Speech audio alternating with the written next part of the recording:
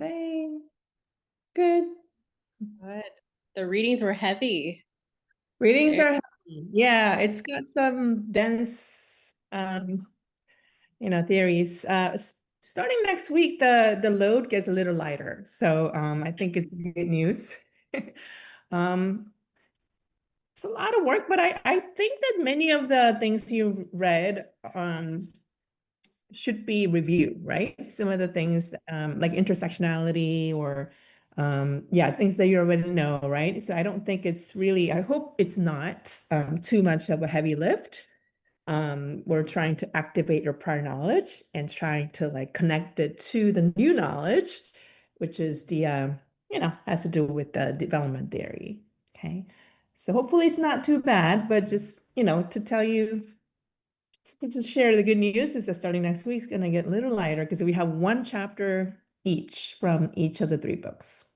So that's good. All right, Roberta, let's get started and let me hit the recording button. Recording in progress.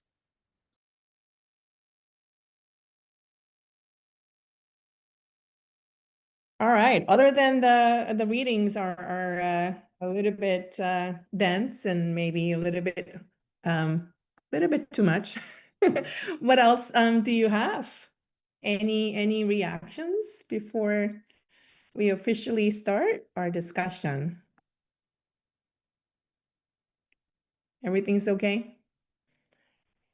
Any any anything you want to share with us about what's going on in your workplace or anything exciting happening? Should get this. Yeah, please. Okay.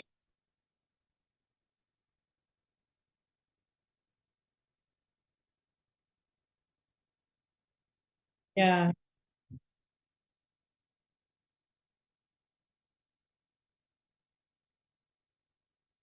Hmm.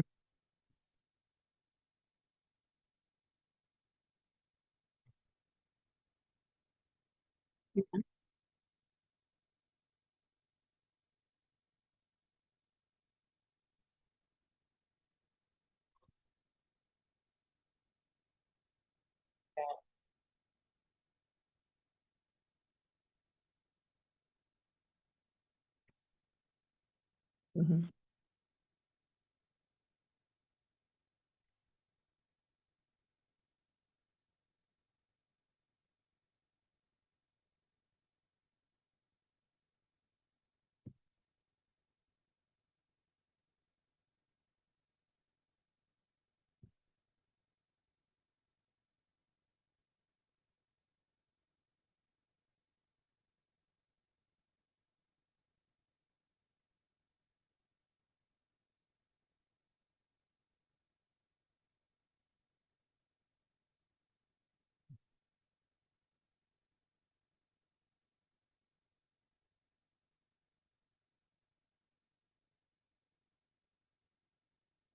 Oh,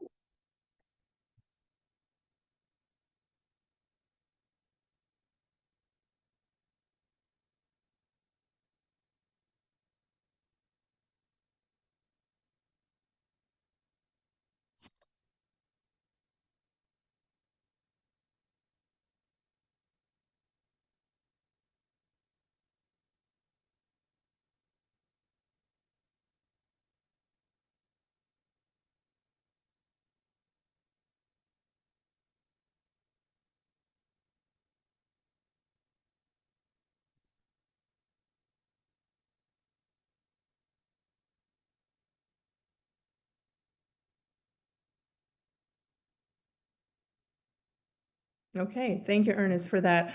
And optional readings are there, I mean, for you to kind of get acquainted with some of the recent research around the topic that we're talking about. And I'm going to talk a little bit about your research panel presentations and as well as your discussion leading project that you'll be doing in this class, but I just wanted to share with you that you're more than welcome to use any of the optional readings as the basis for your research panel. You can do outside research too, based on what you're interested in terms of student development theories, but we have included and compiled all of the readings as optional readings that we thought might benefit you in the long run to understand more about student development theory, the adult student development theories. So you're more than welcome to just look through the list of the optional readings to see which ones that you might want to present about with your teammates. And then you can go from there. And if you don't have any of those that you want to present about, then you can go outside and do some research in a library. Okay. Is everybody good with that? Okay. All right. Excellent. And Ernest just talked about dissertation. And are you taking the dissertation units with this, or is it not yet? Okay. All right. So part of my job, especially as a full-time faculty, is to get you to think about your dissertation process. And I know that you are here as a higher ed concentration folks, and some of the readings, might be pertinent to your topic. And even though it is not pertinent, these could be used as part of your literature review section, which is your chapter 2 of your dissertation, because development, I think, is very important when it comes to understanding more about the student population that you plan to serve. Just I think that I talked about it last week too. So, but then like taking a good note of all of the readings in our discussions, and also we don't just talk about what those are, but we talk about the relationships about those readings, as well as the synthesis. We analyze those readings. So making a good notes of that will really help you, because that's what you are about to do when you're writing your literature review section of your dissertation, is to synthesize, to analyze, to compare and contrast. And as an author, that you talk about, what are those literature that have been written in the past before your research that have contributed to our field of study. So I think that would be really helpful. I know the literature review process could be really labor intensive, although it is very rewarding process, because you get to know like many exciting studies that have been done before your study. But having a good notes will only help you. Okay, so thank you, Ernest, for bringing that up. And I am going to, remind you of, how our discussions and sometimes the readings will help us understand the dissertation writing process too. Because last semester when I was teaching the other course, I said like this particular reading has a really good format as to like what you can write as part of your dissertation. So this is not just the content, but look for the format. So I'll be stating those, because ultimately doctoral studies, I think it's mostly about being a producer of a new knowledge, that you understand what's been done so far, but what is your new knowledge that you're about to contribute to the world now as a researcher? That's pretty much what we're preparing you for. Okay. All right, everybody. So thank you. Let me go ahead and introduce to you to our next task, which is, I'm going to be putting this in the chat. Good evening, Christopher. Okay, in the chat. Okay, so this is the chat. In the chat that I have, and it's also in our shared Google Drive under not under Unit 2, just share Google Drive 2, in case you want to revisit after the class, because you might not be ready yet to sign up yet. But this is, if you know which week and who you want to work with, or sometimes, you don't need to know like who you want to work with, but like which week, then you can just sign up, and someone else who wants to work in the same week can also sign up next to you. and then you'll be working together on that week. So the first thing is discussion leading, and this is using the required readings for that week. And you are, just like what I am doing as the instructor of the course, you are going to lead discussions, either by, coming up with an activity or discussion questions, or whatever you think would fit based on the readings for that week. And I'll also help you out by looking at your rough draft of your discussion meeting plans ahead of time.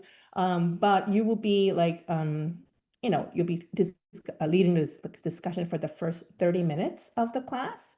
So that's going to be discussion leading. So the weeks, according to the syllabus, there are topics listed in a syllabus. And if there's any particular week that you are interested in leading the discussion, because that you're interested in a particular week, then you might want to refer to the topics. In a research panel, I mean, it can be about any research. And like I said before, you can look through the optional readings and find any research studies, and not conceptual studies, but research studies. And, if you want to introduce us to the research study, that would be good. Or also, you can also do outside research studies too. Okay. And you know where to, I'm going to be giving you like 30 seconds to, to look through the syllabus and decide. And if you're ready, you can write your names down here. And then if you're not ready, you can always come back and then sign up your name here. And next week, and I'm going to be checking to see if everyone has signed up your name there. And then if not, then I'm going to reach out to you. Okay. So 20 more seconds and we'll be ready to move on to the next activity. Professor, is it okay if we sign up for the same discussion and research panels? Yeah, you're fine. If you want to, is it okay? You're asking if it's okay for you to work with the same people, right? Just like on the same topic for Same the week, discussion. same topic. Yeah, that's fine. Yeah, if you're really interested in a certain topic, then I think it's natural for you to talk about the research on that topic and also the discussion. Yeah, of course. Yeah, of course. But it's first comes, first serve everyone. So, hi, Anthony, is that your daughter? Yes, sure. Hi. That I'm okay, I guess. My little chicken nugget.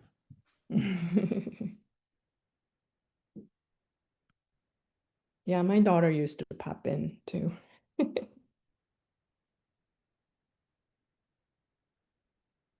Anyone else? I think someone asked in the chat also if it does it matter which sign up do we use, the one you just shared in the chat or the ones listed on the Brightspace? I think it's two Yeah, different. yeah, you can use, you know what, let's use the Google Drive one, just so that we all stay on the same page.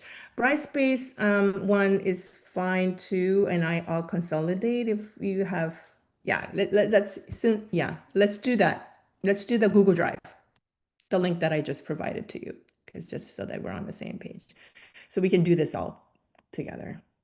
Can you send the link one more time? I already signed up previously Of course, on of Brightspace. course. I know some of you came in late or got kicked out. Here you go. Thanks.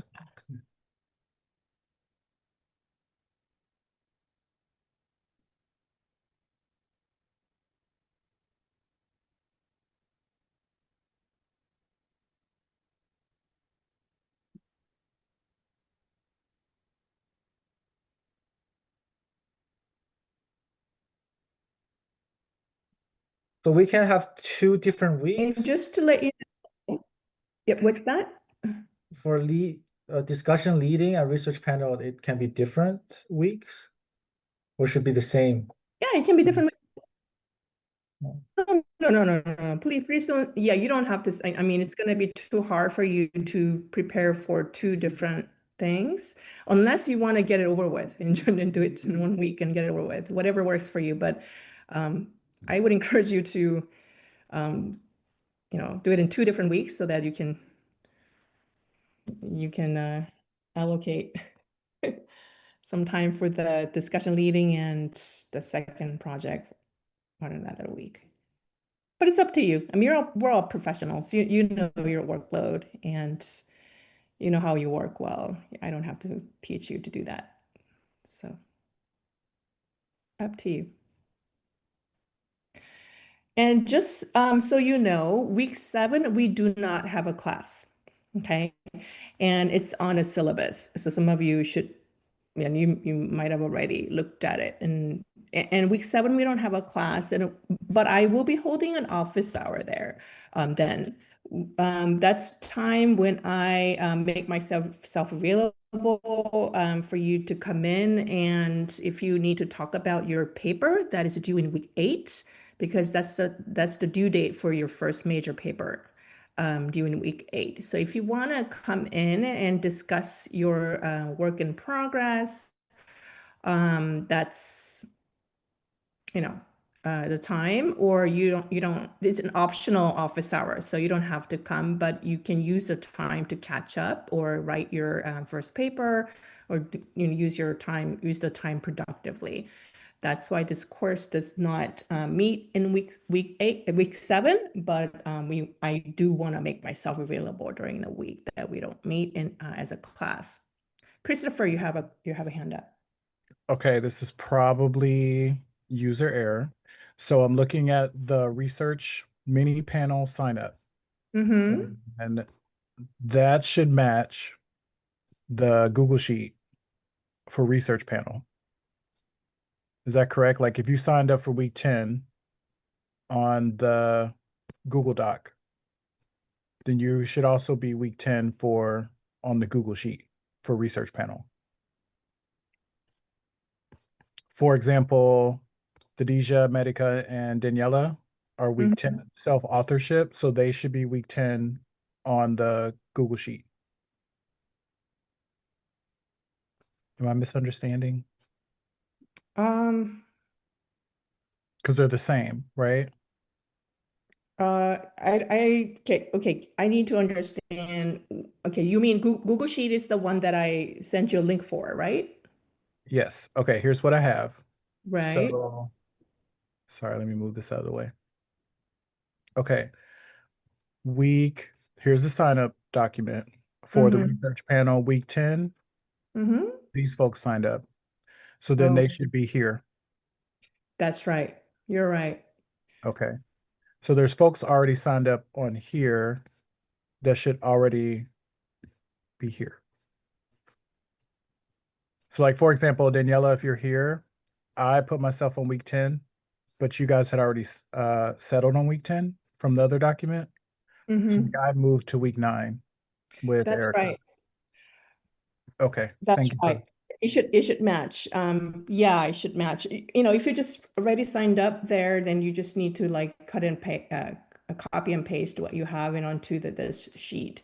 But I'll compare those two documents and then I'll sort these things out. I just need to make sure that your week 3, because it's next week. If you signed up, nobody signed up for week 3, so that's fine. So I'll sort everything out and publish the final one for you, for everybody, like on the announcement. Okay, so everyone knows which weeks. Does that make sense, everybody? Okay, so you're done. You don't need any longer time to sign up. Okay. That's fine. I'll do it. No problem. I'll lead, and I just want to know ahead of time who's responsible so that I can work with you.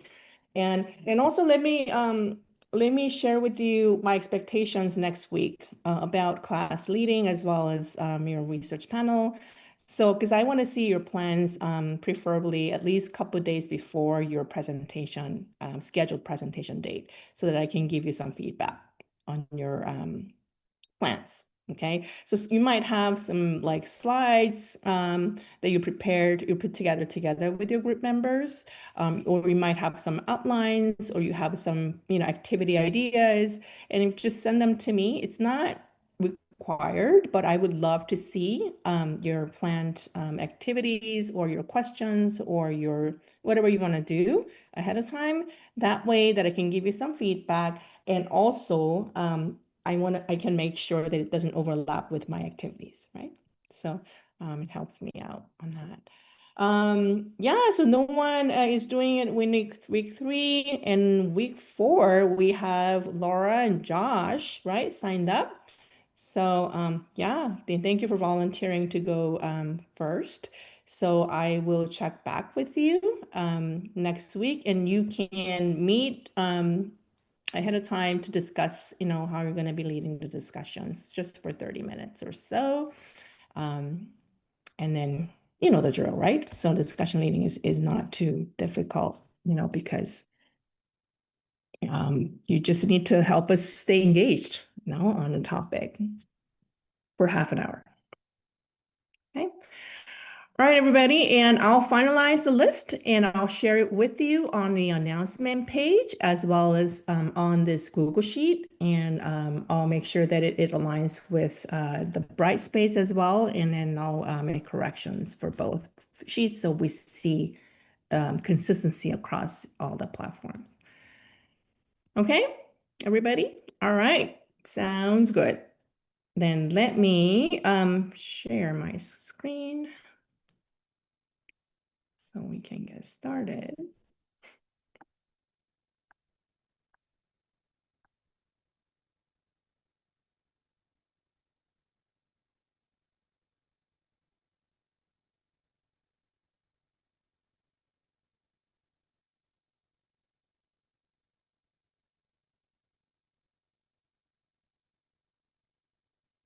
All right, so I am going to ask you to work on this in a breakout sessions. And first of all, the readings did talk about Johnstone and Forward, Pratt, and Aragon, as well as Gibson. So Gibson, especially Gibson and Forward and Pratt, and it was mentioned in more than 2 readings. And I'm going to be asking you to compare and contrast these three readings based on your understanding of these 3 readings. And I'm going to be asking you to use these slides, my slides, and I'll give you the link to that. And I already gave you the access to edit this slide. So you just need to do that and with your group members. And then when we come back as a whole group, we're going to be using your notes to compare and contrast and analyze and talk about these 3 theories, and in conjunction with the other readings that we do have in front of us. So I am going to, I know it's the same slides that you see on our Google Slides, but I'll give you the link just so that it is, you have it with you right in front of you. And here's the chat link right there. And I am going to give you the groups to work with.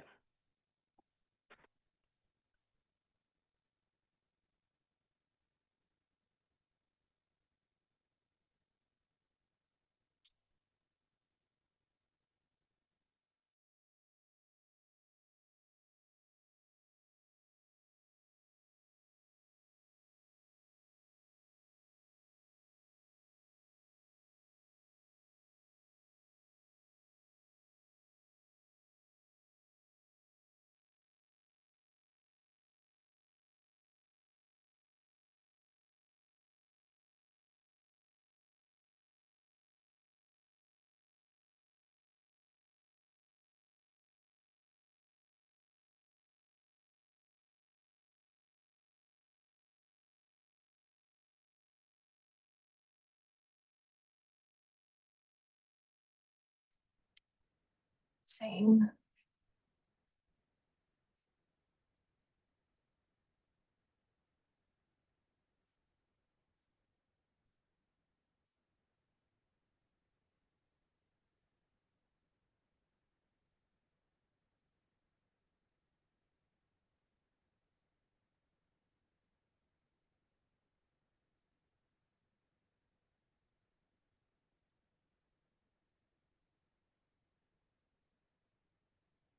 Disability. I'm trying to pull up my notes still, so. Give me a second. All right, Johnston.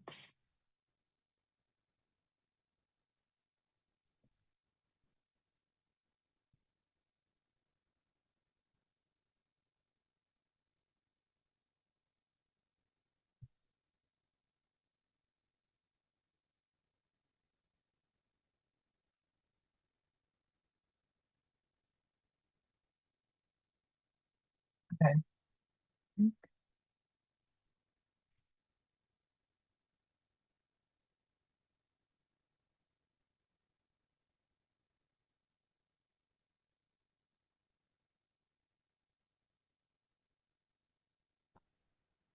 Yeah, but it's all right.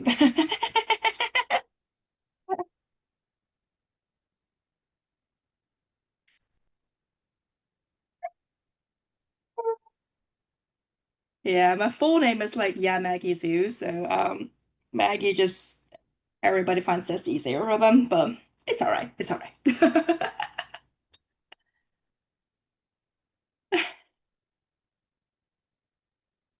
Well, thank you. I need to change my name right here and that Zoom. Hmm. Mm.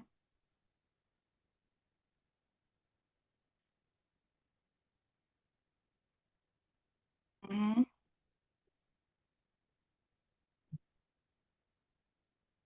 Oh. Oh. Oh.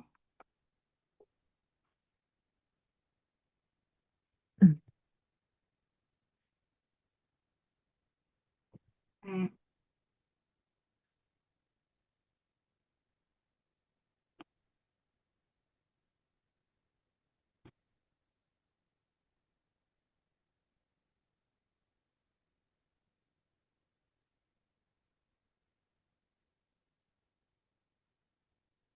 I dream about that just to be like a full-time student. Imagine not doing anything but just like reading and doing your homework, and that's all. That'd be amazing. I know.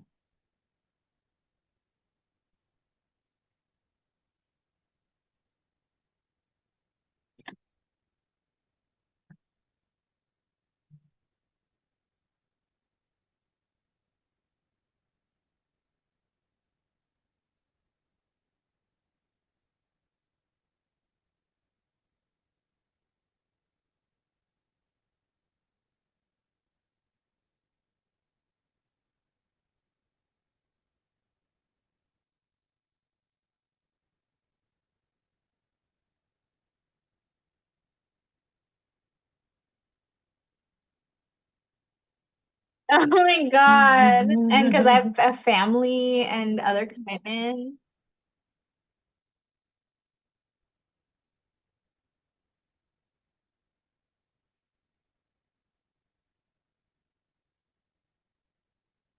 Yeah, I even like know. high school too. It's like that's all we had to do is be a student. That's it. Mm.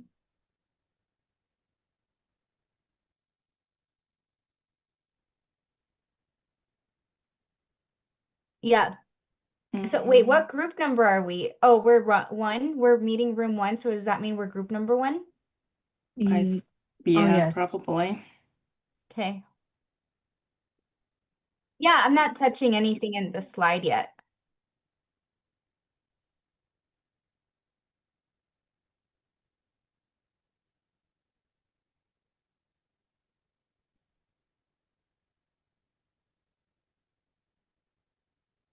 Yeah.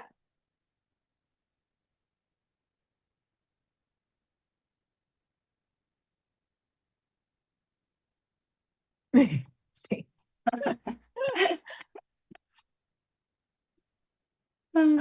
Yeah.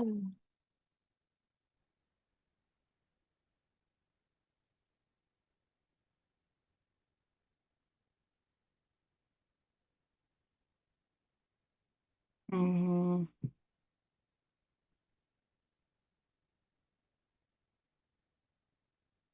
Okay. So do we have to find similarity and the differences between those three articles? I think the stages or the, what do you call them? Yeah, the categories. She says Um, compare and contrast. Contrast. Okay.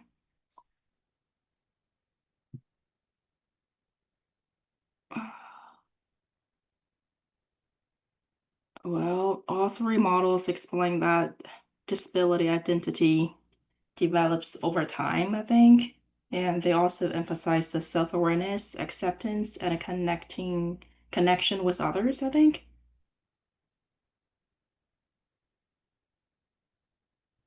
okay, let's And put that in our group one thing. okay. I I'm trying also to see slides. each model shows that the social experiences and community support are important in forming disability identity. Um,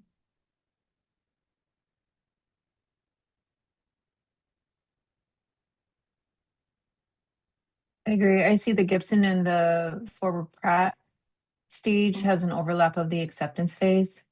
mhm.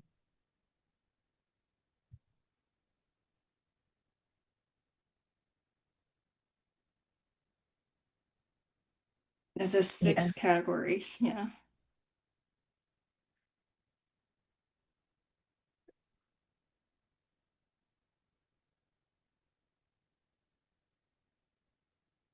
Mm.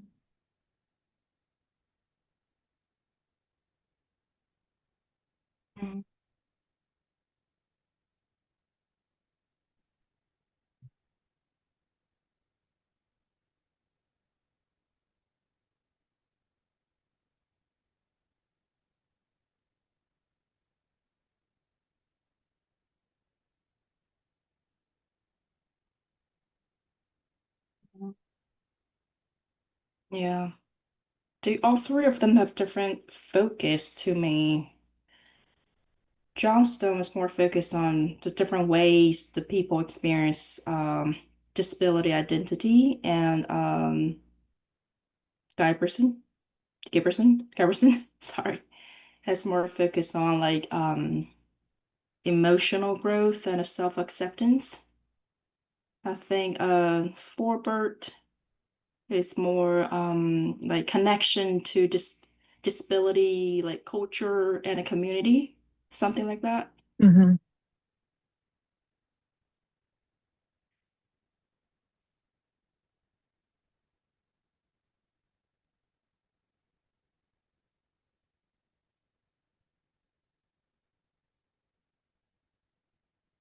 Mhm.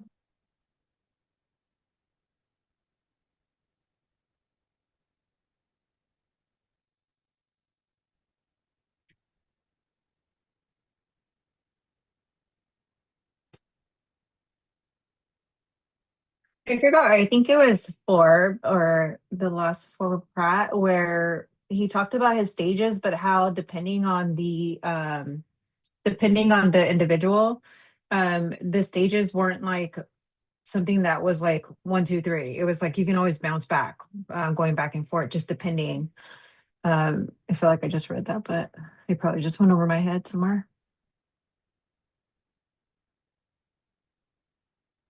Was it him? I think so.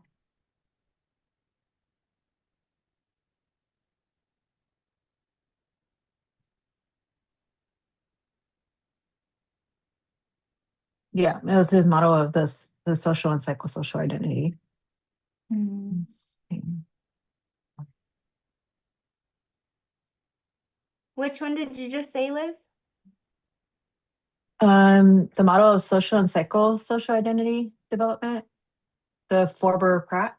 Oh yeah, the It- Forbert Pratt. yeah.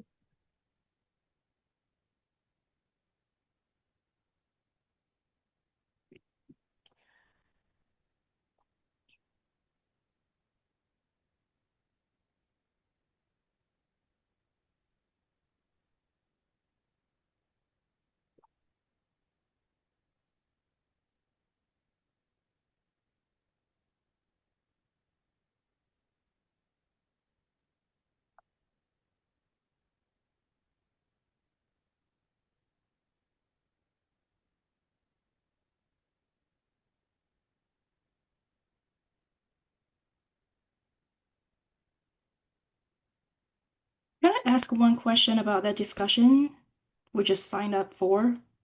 Mhm. So for the week we signed up, so we need to pick like any rating for a discussion. We're doing the research panel at the same week, right? No, I mean, it's up to Oh, you, but if you can do it both on the same week, she said, but she didn't recommend it.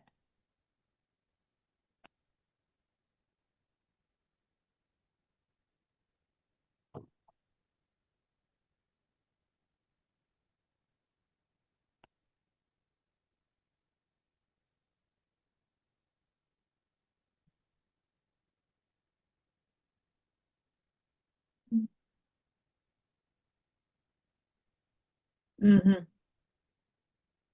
mm, I think Sam Marine was the original one on there, but I didn't know like where the sign up was. And then our last class, they were talking about the sign up. I'm like, oh, I need to go sign up before I have like no, like I don't get a week.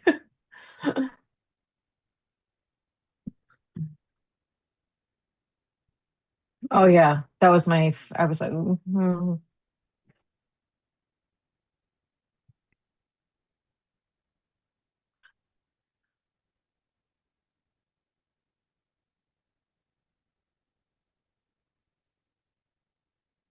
Oh, we are, Um, oh, I was just there. That's what I was gonna say. We're on slide 7. Yeah, I was wondering, should we do like a little chart or something? we can.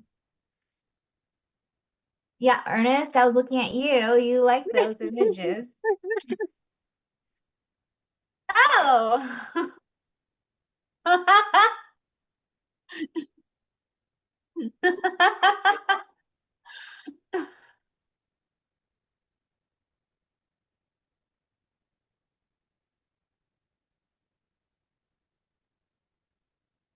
Oh, I don't know her either, so I don't know. There.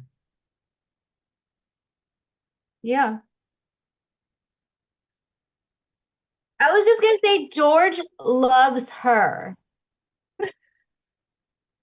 I do too.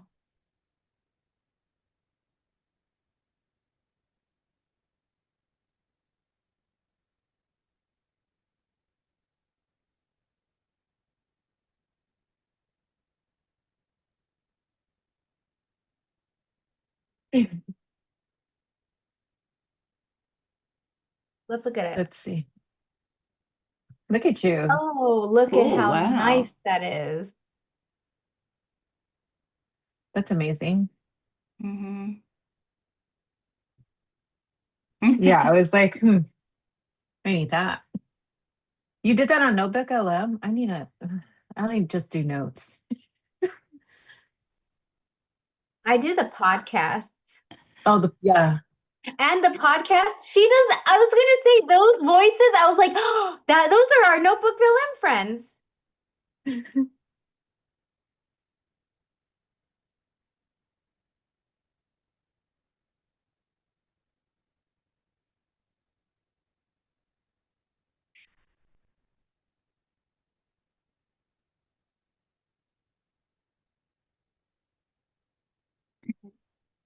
Yes, please. Yeah, because I did see.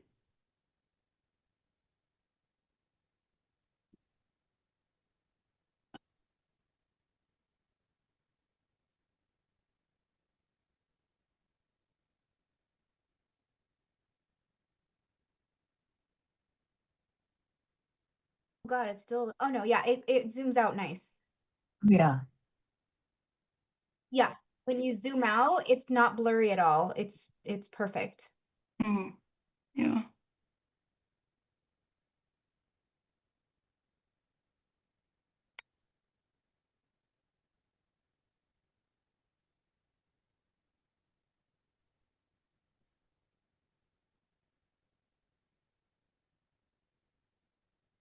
Where's Yeah. well, yeah.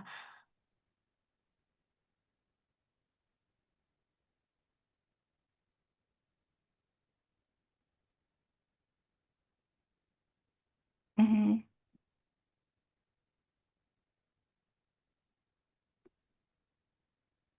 We have to report back out, you think?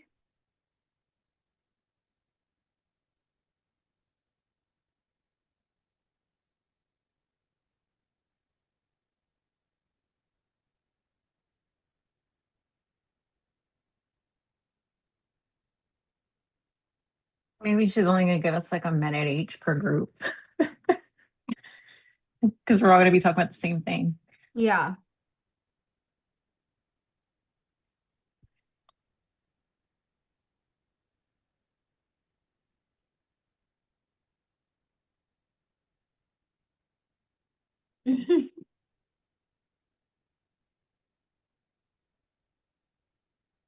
Hell yeah. Got it.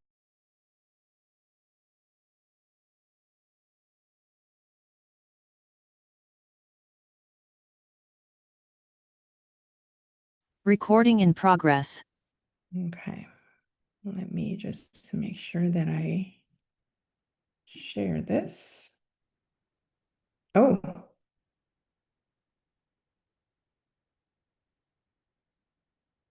Wow. Okay.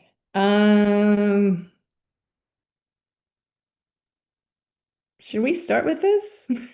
Let's do this. Breakout number one, you did a great job of coming up with infographic and appreciate you doing that. So let's use yours as like a, like a general general understanding of these three theories, and the rest of you, since we're all talking about the same three theories in your analysis, you're more than welcome to add on to what they have talked about based on what you have discussed in a smaller group. If there's anything else that you want to talk about, or if you disagree with any of the things that the first group shared, you're more than welcome to share that as well. And I'll be asking some additional questions related to what we have talked about. So sorry for picking on you, group one, but since you have a great infographic, I think that it's your opportunity to discuss using the visual in front of you. So whoever wants to start us off with, okay, take it away, please.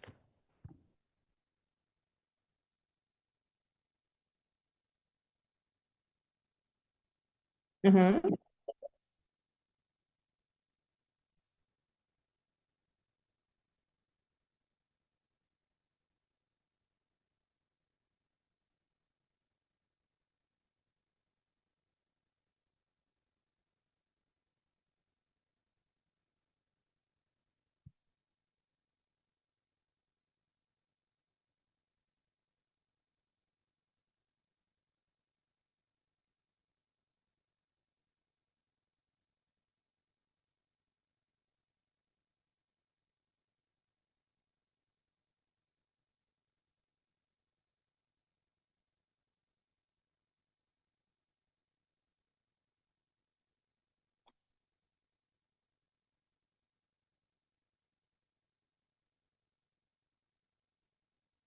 Mhm.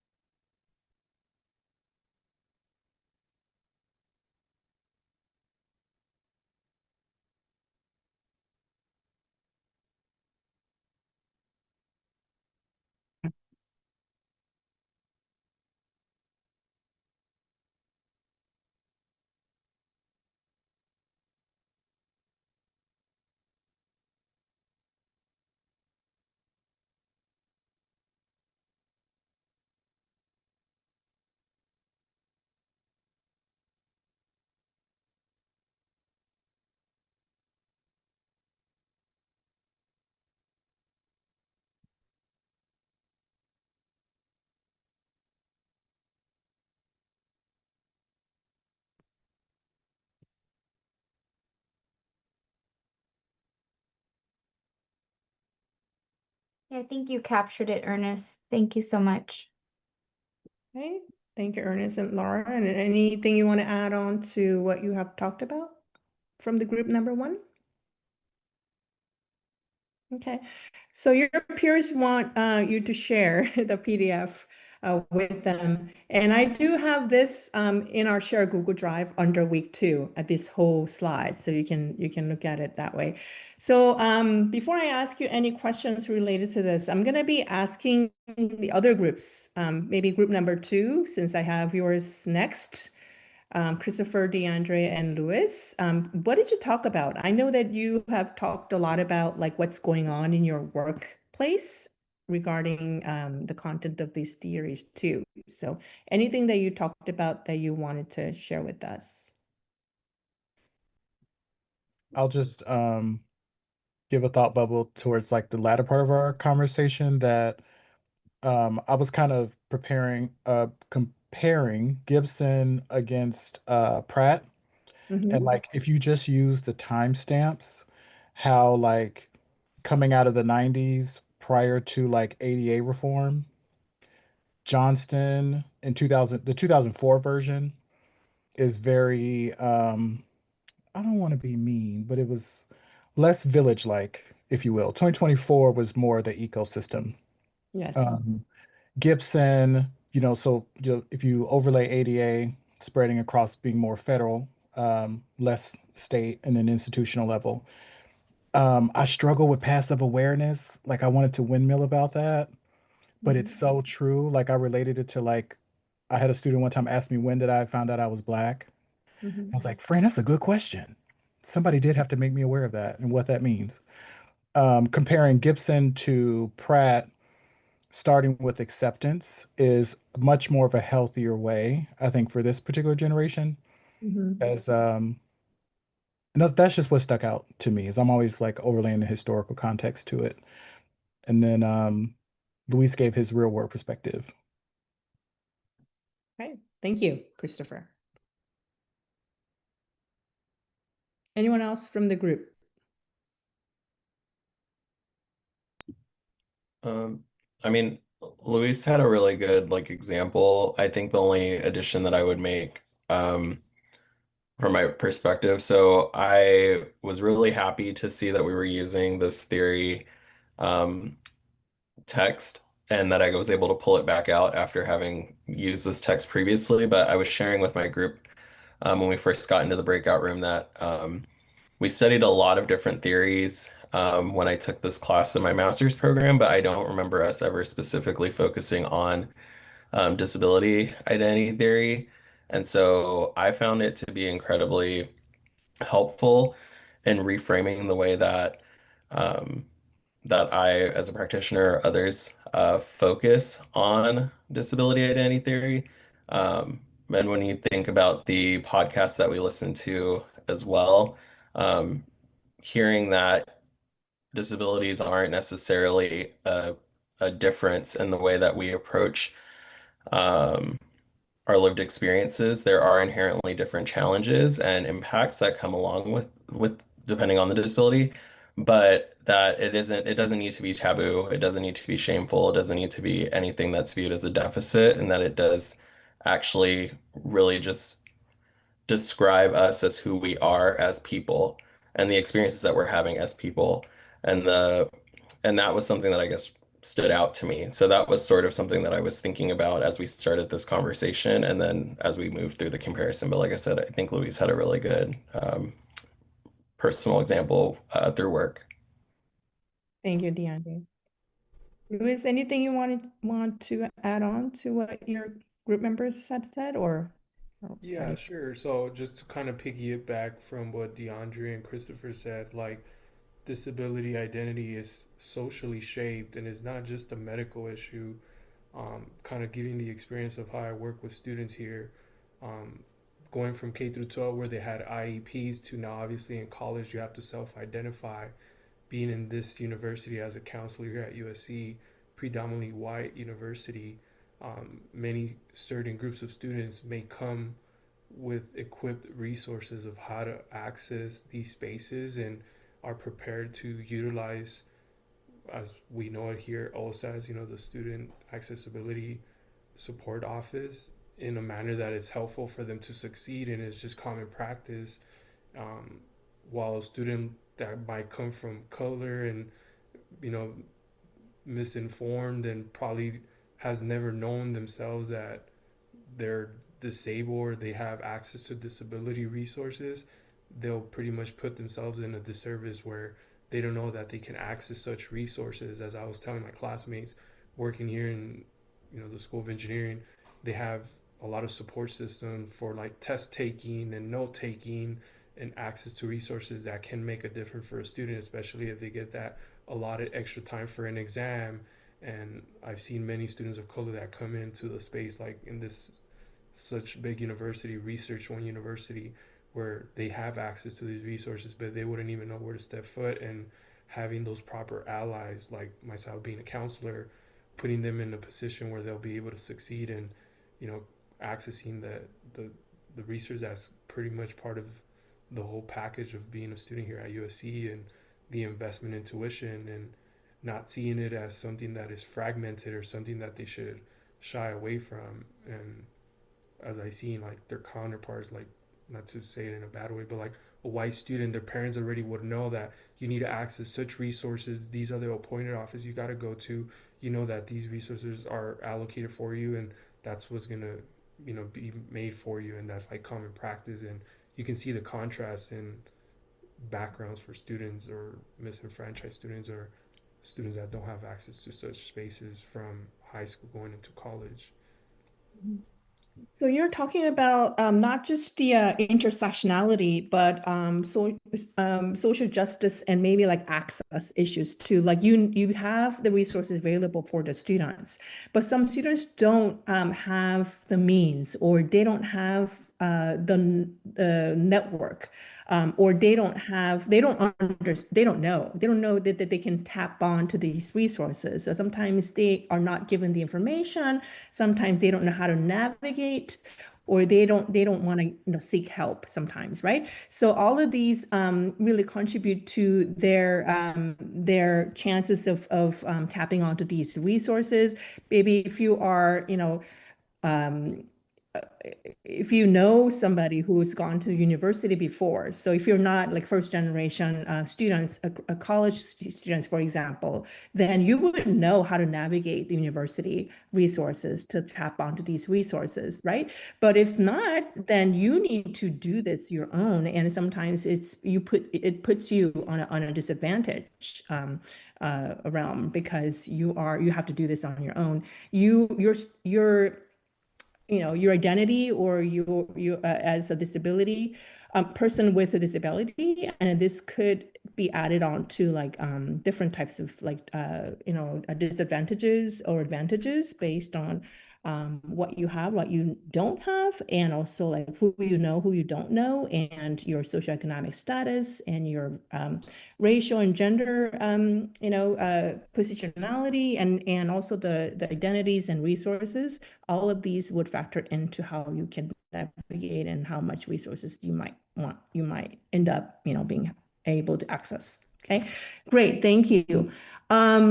Let's move on to group number 3 to see if you have anything else or anything different to add on to our discussion. Anybody from group number 3?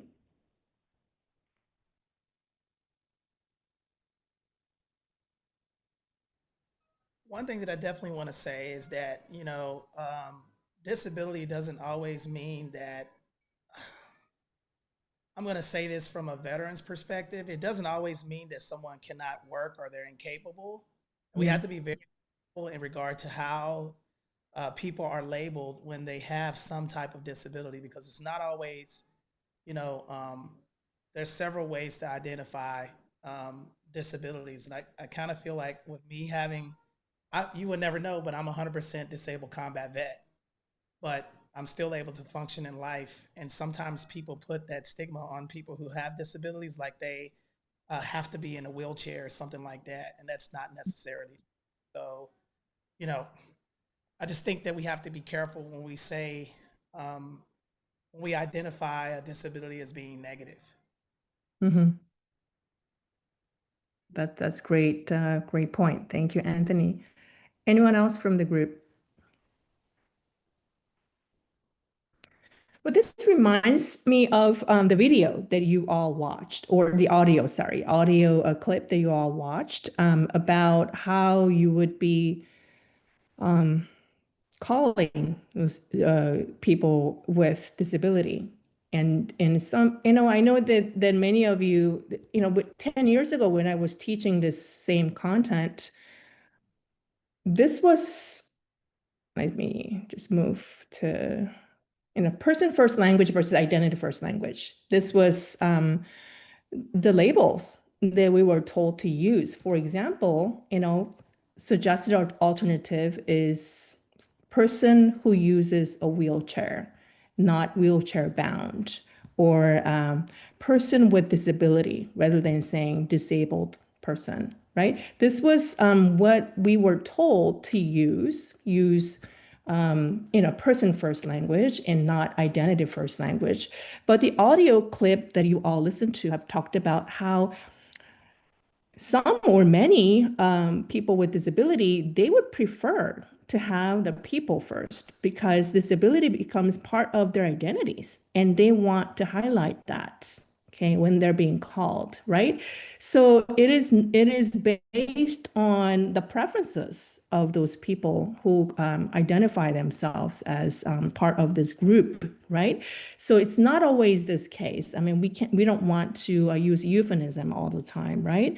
I know this, I don't know if this has anything to do with what Anthony just shared, but it just reminds me of that because, you cannot just define what disability is for those people. They have to be the ones who define, themselves. And disability does not mean, it's a limit, right? And it can be, it can be defined by many other things. And, you cannot just label, okay, place and label upon someone without consulting their perspectives. Any reactions or anything that you have from the audio or anything that we have talked about so far?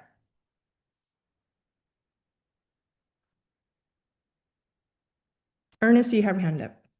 Take it away.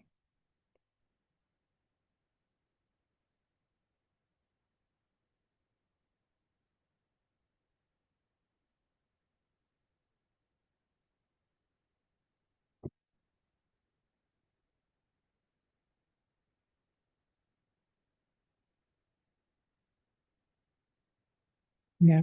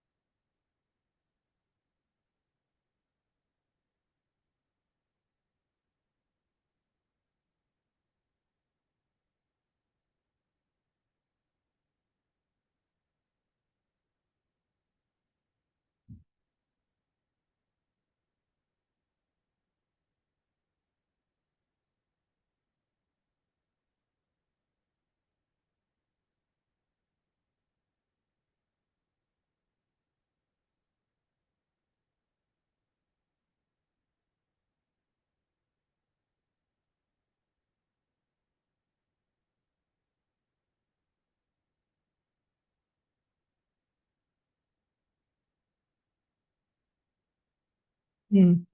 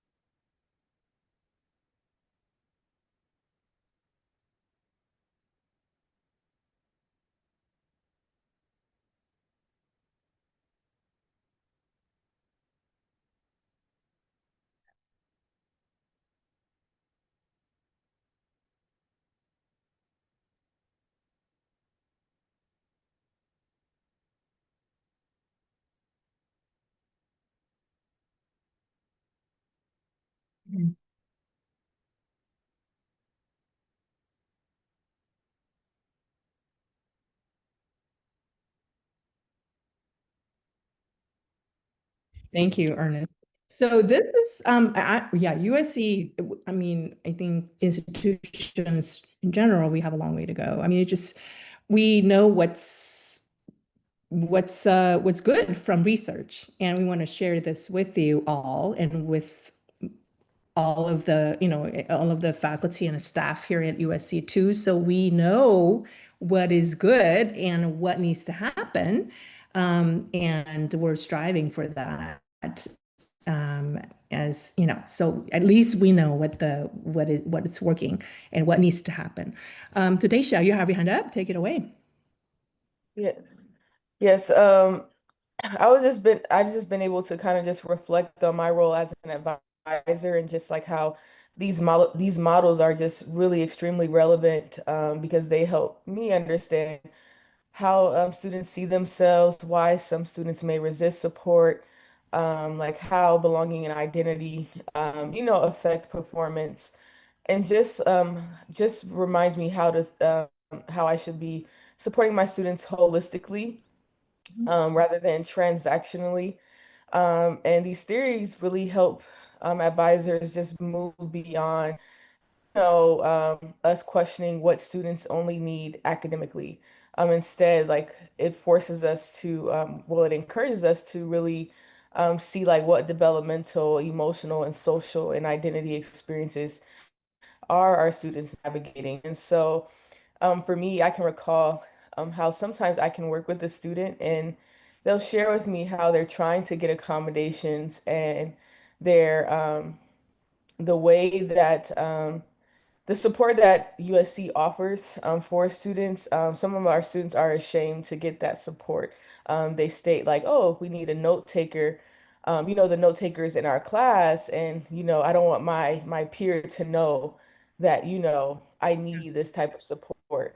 And so just having students kind of like share those experiences, um, or like I've had some student athletes share like how they'll mention that they're struggling to keep up with some of the work or follow with some of the material, and instantly they're they're being diagnosed without even taking tests. They're being asked, oh, maybe you have ADHD. We should see if we need some accommodations, and they're like, wait, I never you know I've never been told this, or is there, some other resources that I can, utilize or to assist with before, I have to go within, signing up for accommodations. Like, how do you know that I have ADHD? So it's just like a few things that I've experienced as an advisor, like with my students that, just allowed me to reflect on this week's readings just allowed me to reflect on my role as an advisor and those experiences with my students. Thank you, Tadesha.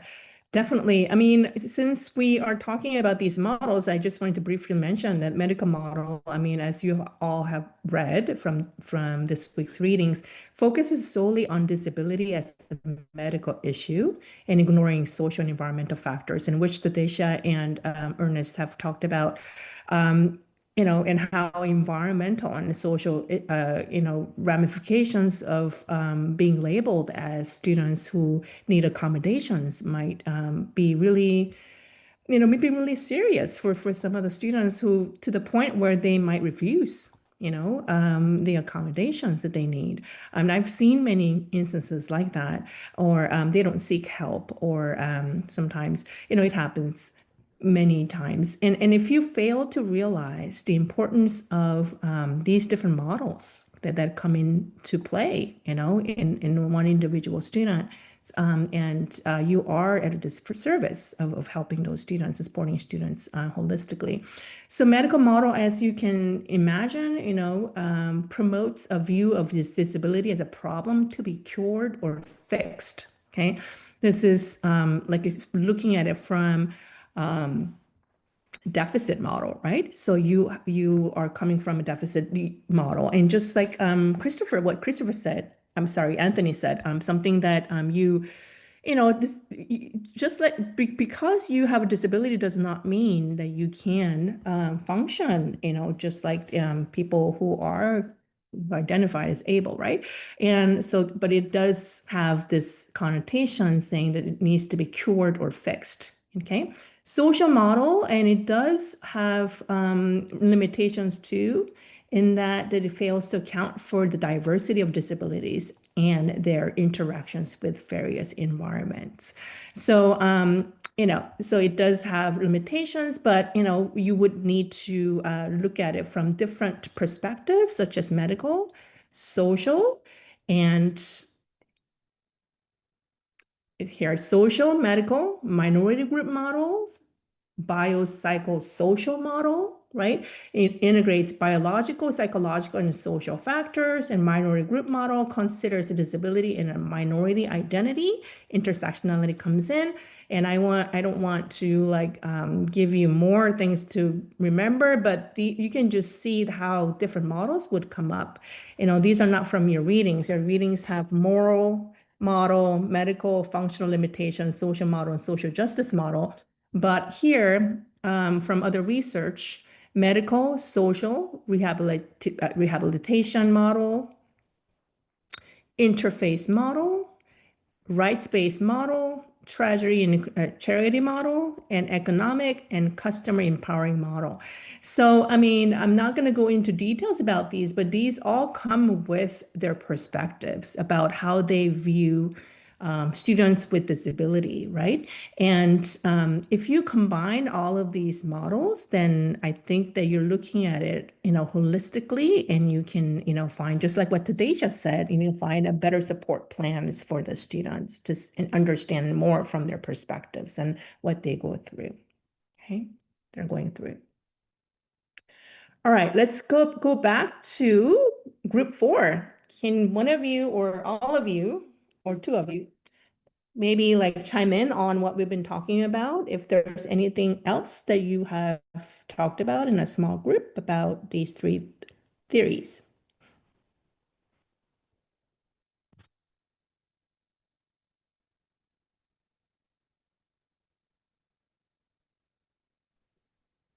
Yeah, I'll start saying some from my group. Go ahead. For the structure, the 3 has differences in structure. Johnstone has 6 identity categories. Some are nonlinear, some is fluid. Gibson has 3 stages, moving toward integration and pride. And the Forber and Pratt has 4 developmental stages. So their structure is very different. Apart from that, for the there are also major similarities across all 3 when they all recognize disability as developmental or evolving, and then they connect identity with empowerment, overlapping, identity and community. They also suggest disability can influence student engagement, educational experiences, but more noticeably are the differences. There's probably more differences than similarities. For one, there's the linear versus fluid development. Gibson says there's clear linear stages. Forber says there's some socially interactive stages, and Johnston is fluid non-linear. So that's already 3 different opinions on whether it's linear versus fluid on development stage.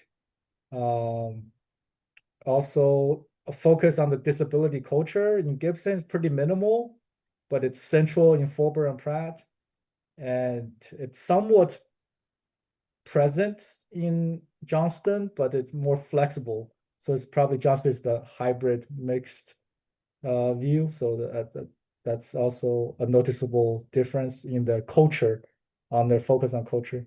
And lastly, it's the individual versus social orientation. Gibson can be psychological or internal. Forber is community, cultural. Johnston is intersectional, contextual. So I think overall there's more difference than similarities. Thank you, Peng. That was very comprehensive. And so let's then talk about Gibson only has three stages, and Johnstone has six categories. Can you can anyone? I don't want to pick on this particular group, but we all looked at this series together, but do you see any similarities or overlap on these categories? Anybody? For example, Gibson has passive awareness and realization. Do you see that realization and acceptance being illustrated in any of these theories? Anthony, you have your hand up. Take it away. Oh, They all intersect because they all show that disability identity is developmental, personal, social, and cultural. So I kind of feel like, that's where they all overlap. Um, yes, that's kind of what I see. Gibson is personal identity development, while Forber and Pratt and Argon connect to disability with culture, and Johnstone kind of um, show how disability identity can show up, but they all intersect on, how um, how they intersect and become aware of accepting disability. To me, definitely. So at the end of the day, I mean, I know that, Peng talked about how these are all different and they highlighted the differences among these three theories.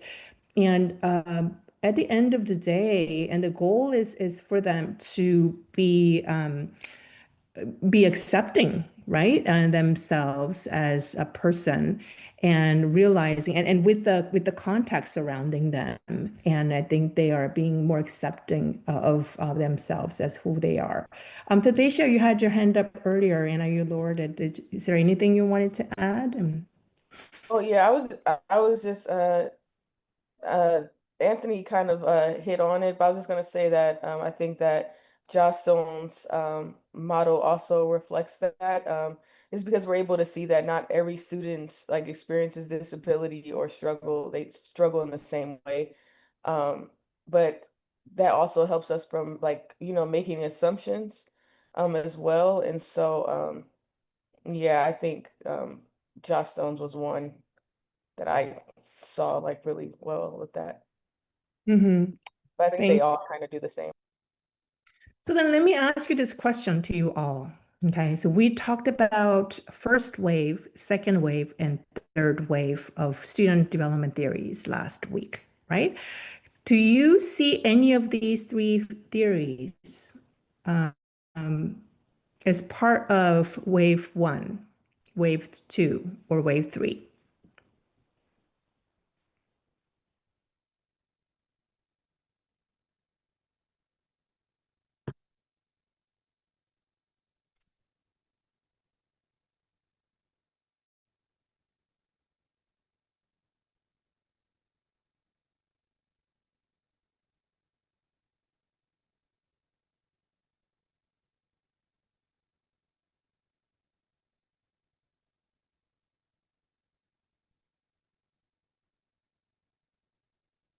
Do you remember what we talked about? Or what are the characteristics of the wave, the first wave theories?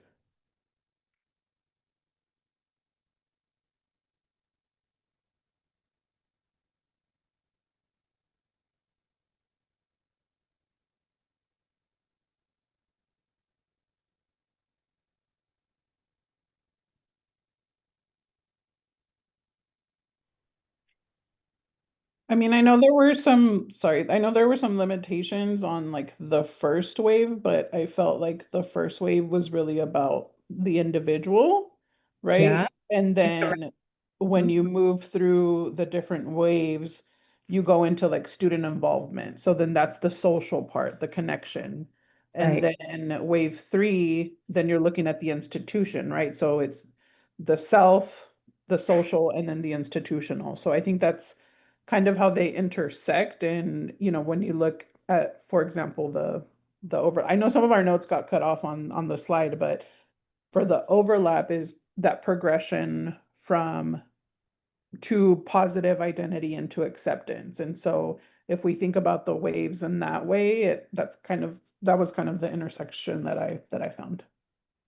Thank you, America. Right. So the first wave was looking at looking at looking at it from the individuals, more of like a less of intersectionality way, but more of like individuals' growth, right? And we talked about cognitive dissonance, and I think that was the term was brought up by you, Ernest, right? So cognitive dissonance will help the individuals to grow, right? So if you look at Gibson, okay, let me share this again because I know that you had some other notes too.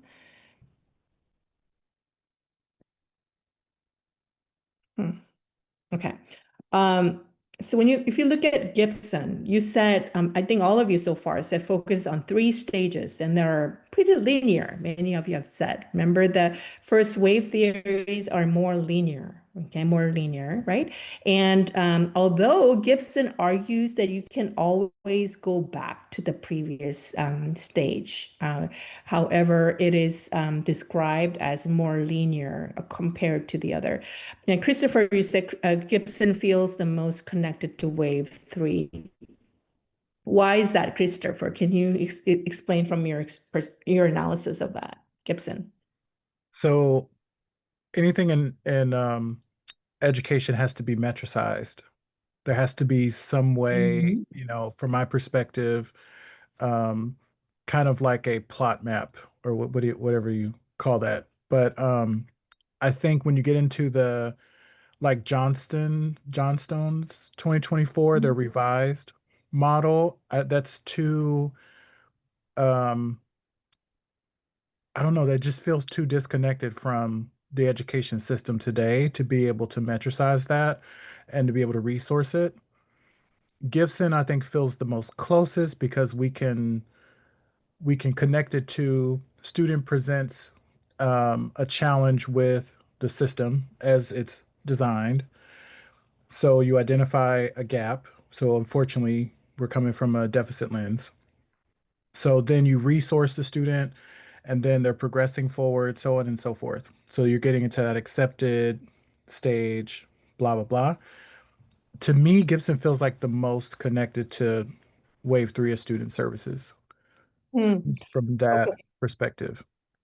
Yeah, there's no right or wrong way of saying it. I mean, these theories to have, I believe, and I argue that they have elements of all three waves. But I would say, just to uh, just simplify things for our understanding's sake. Um, Johnstone it talks about, and also Forber, Pratt, and Aragon too, more of a community, more of like a social justice, and I would say like it touches on like wave 2 and 3. In my opinion, though, Gibson, as far as the content-wise, wave 3, yes, it has elements, but when it comes to like stages and how they're with the perspective looking at it, and I think that could also fall under wave 1. Okay, wave 1. So Gibson, I would say, is more stage-like theory, looking at it from the individual lens. The growth comes out of the individual's realization, right? Realization.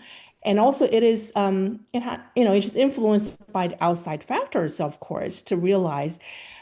And first of all, it says that it's passive awareness. They are passively they're making sense of themselves as having different ability, okay, than the other typical, okay, students around them.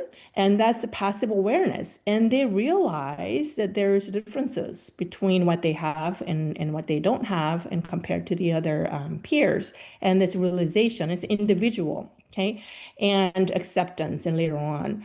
So realization happens with self-hatred sometimes, right? It's self hatred, and then they realize, and they synthesize with the positive identities later on, and they would be, using context around them and a positive image of themselves. And that, not everybody goes through these stages and reach acceptance stage, unfortunately. But that would be the goal. I think that's what you're saying, Christopher, is for us as an educators to help them to achieve that final stage of acceptance so they can have healthy and positive images about themselves, and as well as, to get that, learning, positive learner um, identities. Okay. But yes, I think it'd be nice for us to like at least think about all of the theories that we learn in this course in terms of waves 1, 2, and 3, so that we get to use these theories in a balanced way. Ernest, you said wave 1, Gibson, wave 2, Forward, Pratt, and Aragon, and Johnstone, wave 3. And yeah, I think that we all have our perspectives, and as long as you have a good rationale, okay, this would be your paper or your dissertation. As long as you have a good rationale, that becomes your argument, right? And like I said, there's no one right answer to this. Okay. Yeah, Christopher, my milestone achievement is missing to me as well as acceptance. Yes, I agree with you on that. Last but not least, group number 5. Do you have anything that you talked about in a small group that we haven't yet touched on? I think the only thing we kind of touched on but didn't really delve in depth about is the the the connection between, I think it's Gibson and then Forber Pratt both having acceptance as part of their stages, but at different ends of how they're talking about things.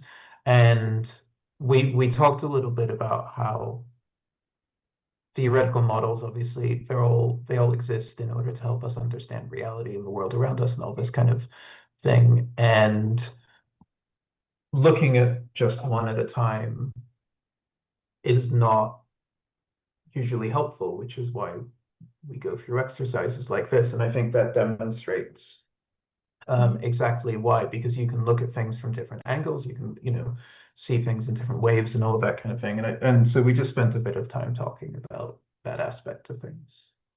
Thank you, Joshua. Wonderful. And I see how you organized these around similarities to the acceptance in Forward, Pratt, and Eric. And they start out with acceptance and they delve into it more, okay, in their theories compared to Gibson. Gibson, acceptance is the end goal, right? And Johnstone, of course, has accounts for variables within experiences, how students present themselves and their disabilities. Great way to put it. Anyone else from the group, or are we good?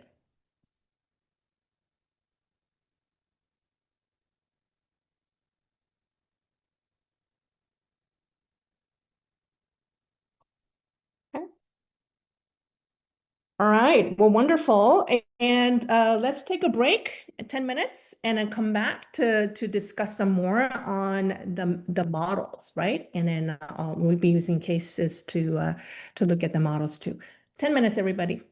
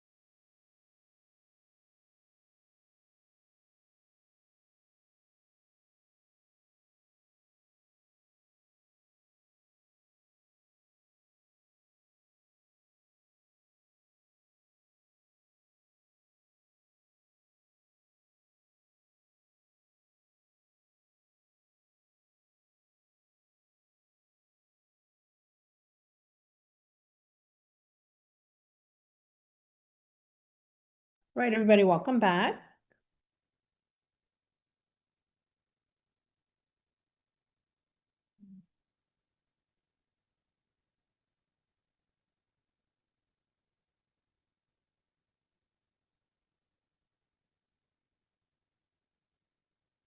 Okay, here we go.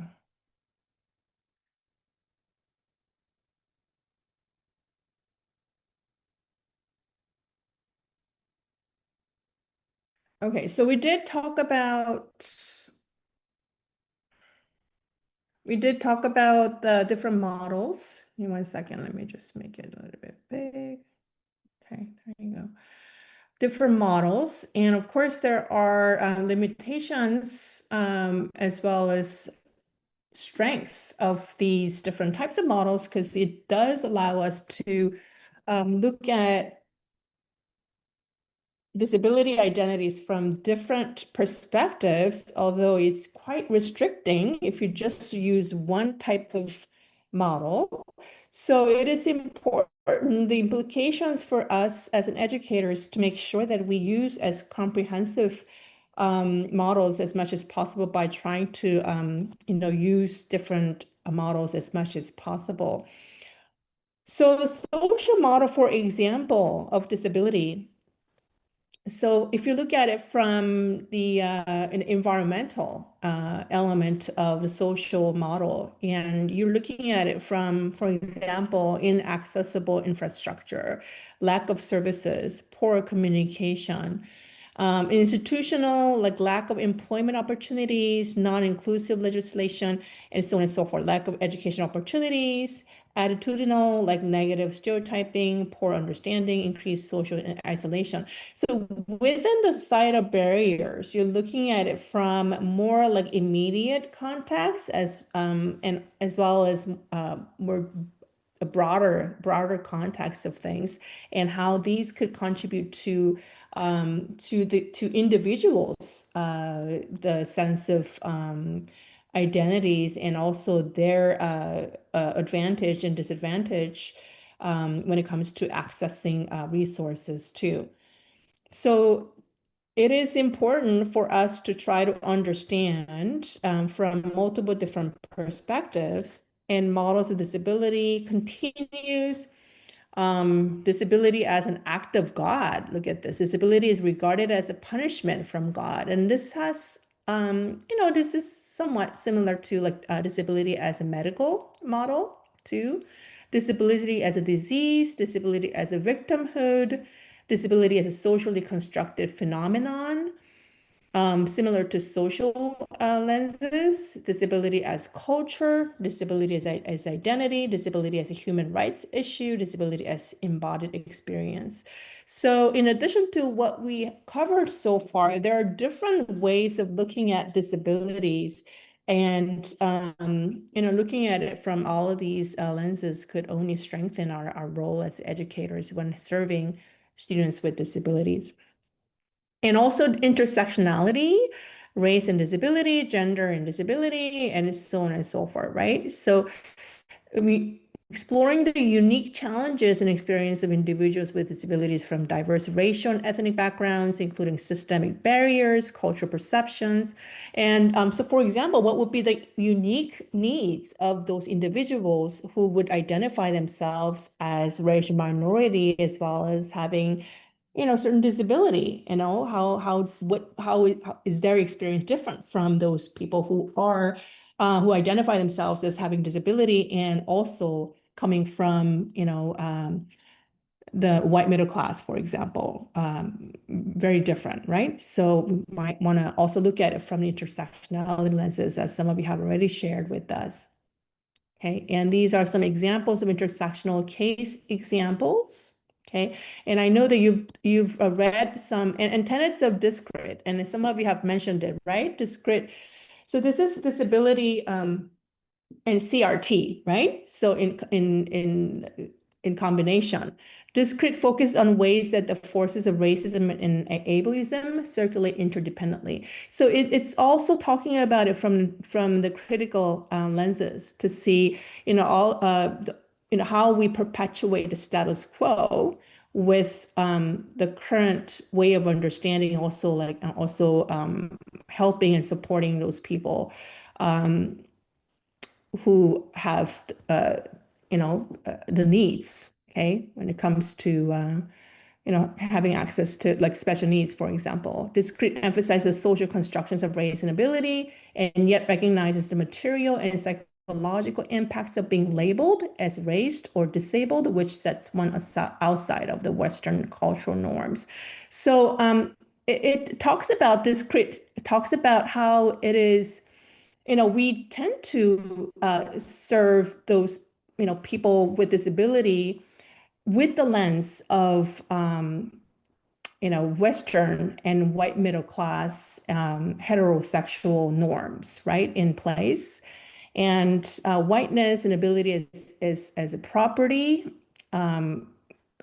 It only disadvantages those students from who has these needs, because we are largely serving and whose knowledge counts, and who defines the resources, and all of that is criticized by discrete, okay, literature. And discrete says requires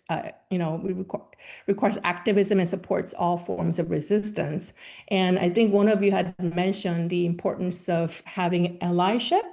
Okay, so that's one of the things that discrete also emphasizes, that we cultivate in our community to make sure that we foster allyship. So it's not just the problem of those people who have these particular needs, but also like it's the responsibilities of everyone involved. Dana, you have a hand up. Take it away. So one thing that I wanted to just kind of go back to with the script is that in doing the reading and really just kind of diving into it, I started going back to just when I was in school and thinking back to how systems of power and how would discrete system of powers decide who is considered normal, who's considered intelligent, behaved, or successful. So I grew up in LA. And so for me, I went to a public school, but it was interesting how the schools characterized certain groups of individuals, especially students of color. And when I read this, it kind of took me back to, Black students or students of color are more likely to be labeled with emotional or behavioral disabilities due to different types of stereotypes about aggression or behavior. And I just found it was interesting. So when I read that, it just kind of took me back when I was coming up in school, how a lot of this, I didn't really know what it was until I started, of course, until I became who I am today. But it's just amazing how just growing up, we kind of was going through that and didn't really understand what it was until now. Yeah, a lot of stereotypical images and making assumptions about people. And we have talked about it, I think, throughout your program so far, of how that really strictly, that disadvantages not just those people who are being discriminated against or misunderstood, but everybody, because we're missing out on the talents and the potential contributions that could be made by, people who are being marginalized and who are being discriminated against. So thank you for sharing that, Dana. And these group of people that we're focusing on today is of no exception. We talked about the potential and possible, we're not just here to support those people, but we want to make sure that we recognize their talents too, and their potential contributions, and something that Anthony mentioned earlier too, right? So thank you, Dana, for that.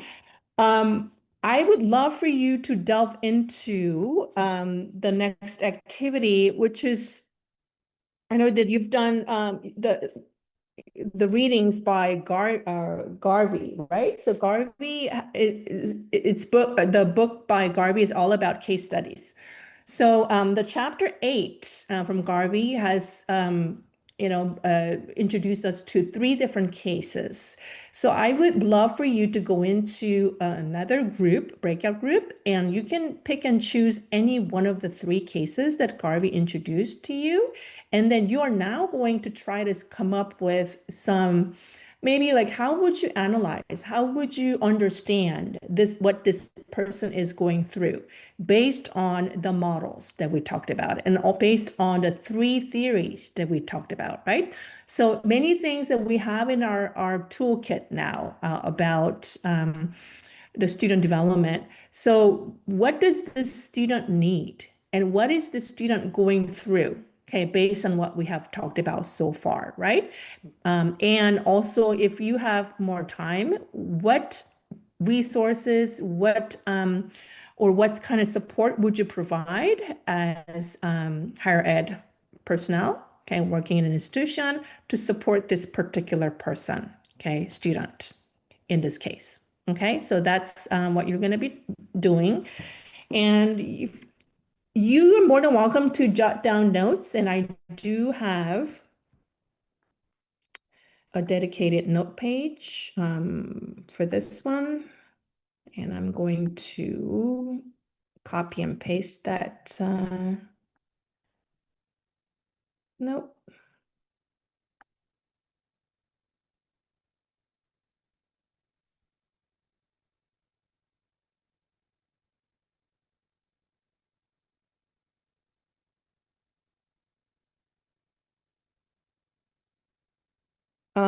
I don't know why, but I can't see you now, right now.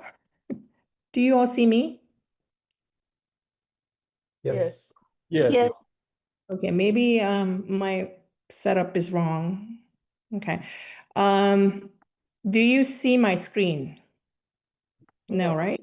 No. Okay.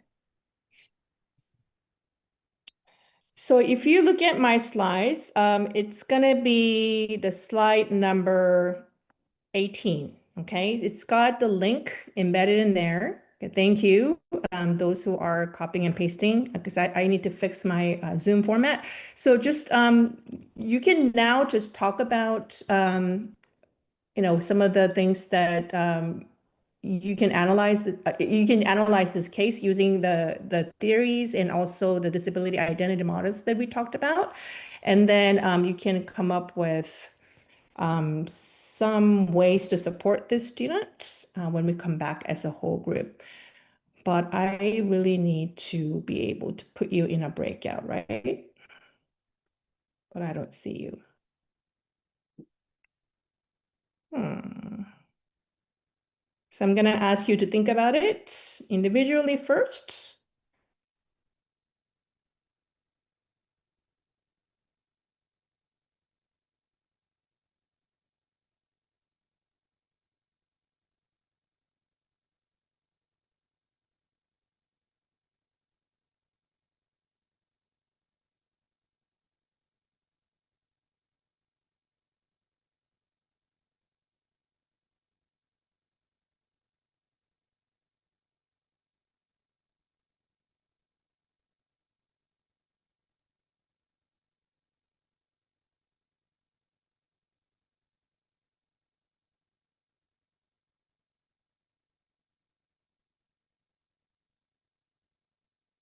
Okay, there you go. I see you now. Okay. And I'm gonna put you in the breakout now before I lose you again.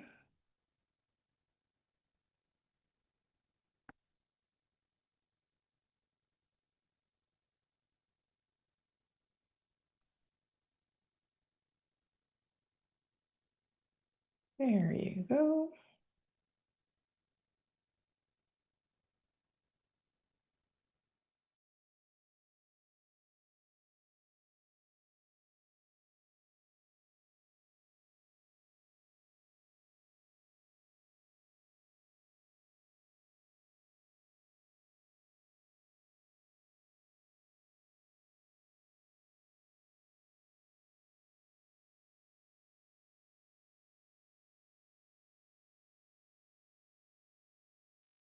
Hello.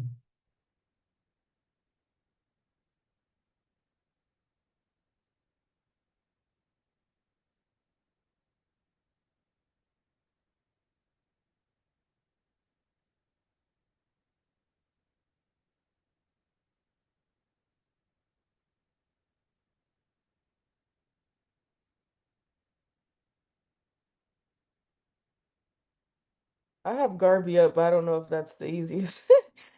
uh oh wait, let me look at my notes. Sorry. I don't, I don't, It was so much reading. Like I have all my notes. I need to find a better way to organize. Let me see.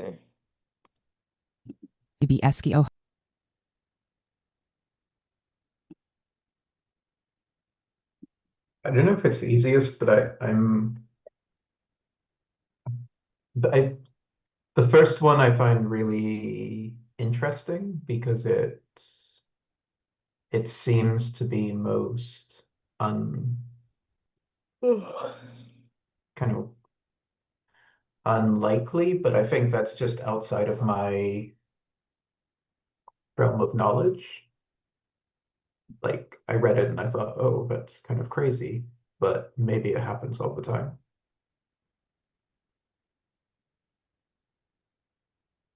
Yeah, and his mother didn't tell him about his diagnosis.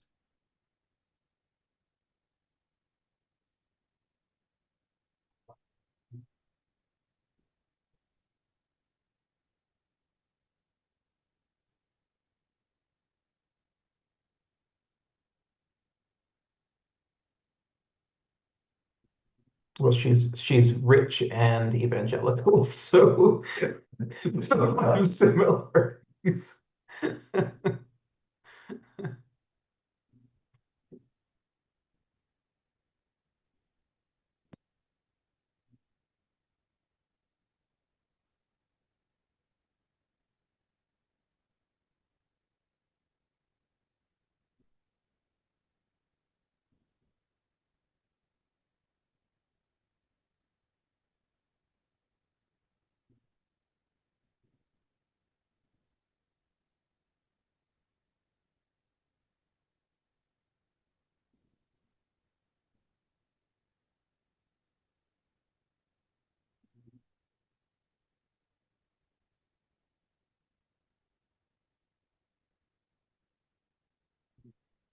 Mhm.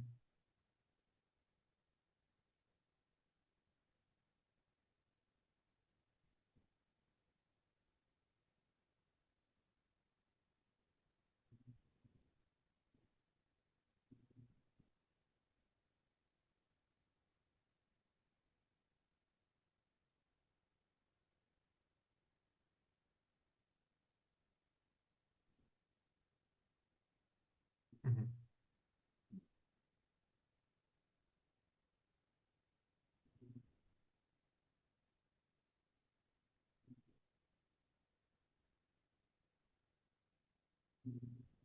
Sorry, I'm looking at my notes. I was just looking at Luke's case study. Which one were you I'm sorry, which one were you just referencing, Ernest? Evan? Okay, sorry. I'm looking at Luke. I'm sorry, y'all. I'm almost there. I'm almost there. Oh goodness, help me, Father. We almost there. I literally did this today.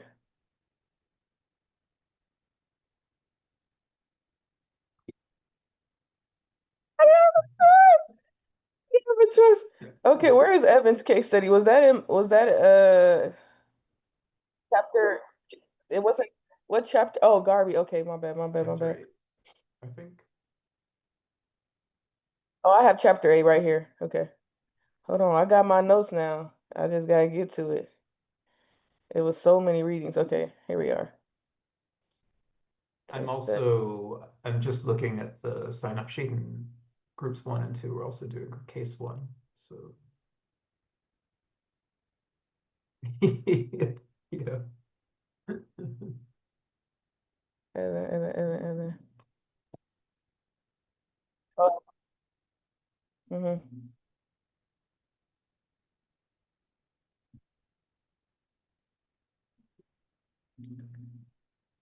Yeah, he was like denied. He was like denied self-understanding. Mhm.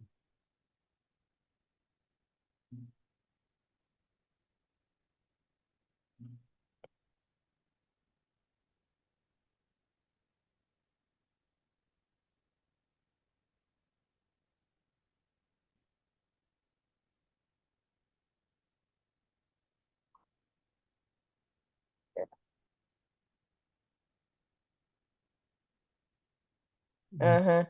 No self-advocacy, just none.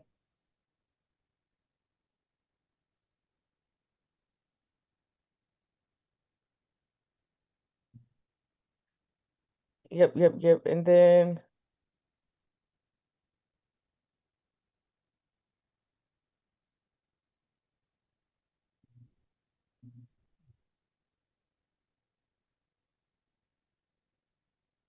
yeah, especially with that social he was basically isolated. Like let's see.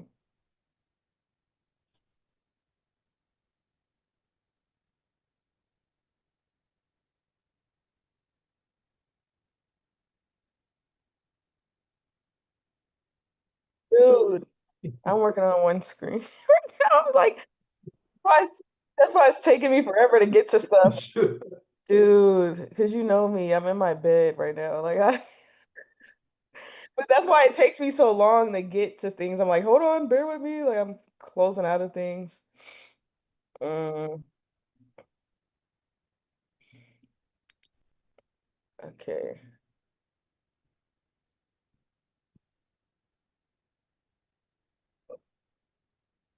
Okay.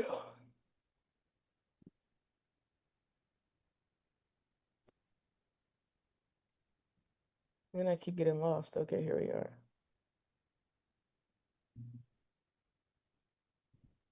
Disability I thought that's what we were doing. Disability identity models are what we just went through in the lecture, not the state, no, whatever these theoretical models are. Like medical model or social model or minority model. Well, I think his mother reflect the mother showed a medical model. Right. Yeah.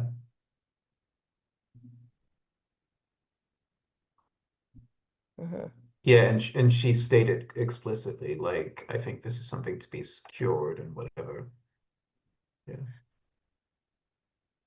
All right. And she like believed it was like something negative. Like like basically that needed to like disappear. Mhm. Yeah, sadly.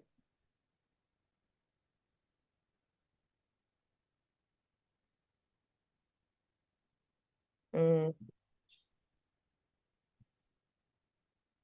right.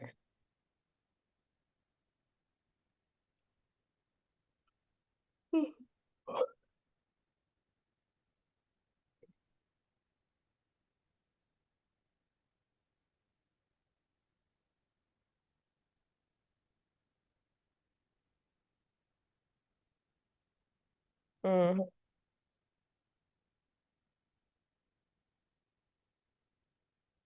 Yeah. bruh. Or at least at 7. That I'm like, I need this class to be the 5 p.m. class because it's too serious for me at 7. I'm just like, yo, I'm about to go to sleep. But it's 8 o'clock. We, Like, s- we right. I need cash to be at the 7:50 spot. Because I know we're gonna get done at 8:45. Man, bruh. Man. we came from cash into this at like Bruh, 7:50, and it's she was like, like, okay, go compare and contrast these 6 models. bruh, I'm like, my My brain's not group even was working like, right what? now. Like, that's what I'm saying. Brain is like, uh, Let's see. This is gonna train me though to get it together.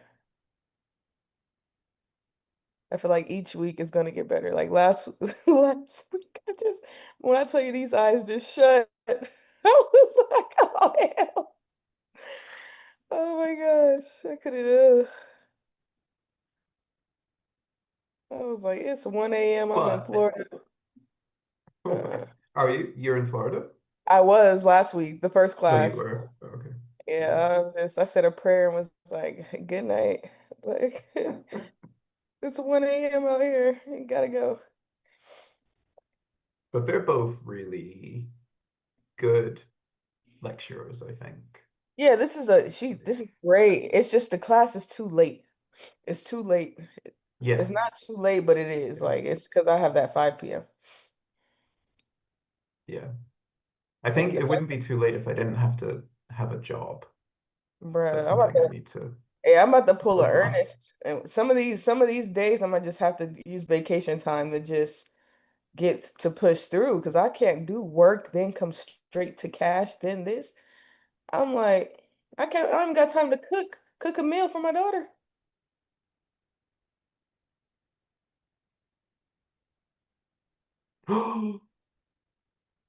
Bro, you have to use it. I know. You don't lose it?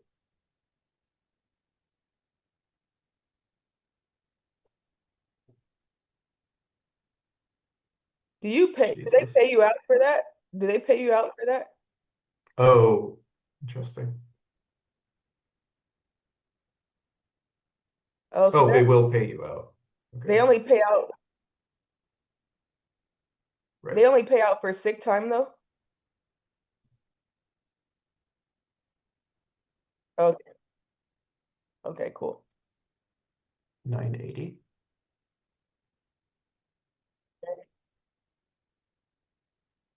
What do you Dang. mean? Oh,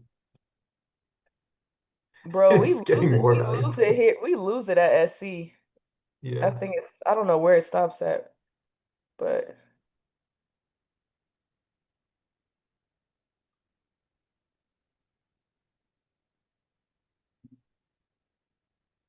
yeah, I think ours is 200. I think. Yeah, medical model. Let me look. Where are we supposed to be writing this on the slides? Oh.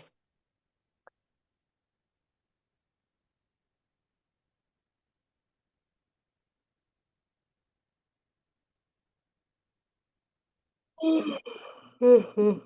Right. That's a good call.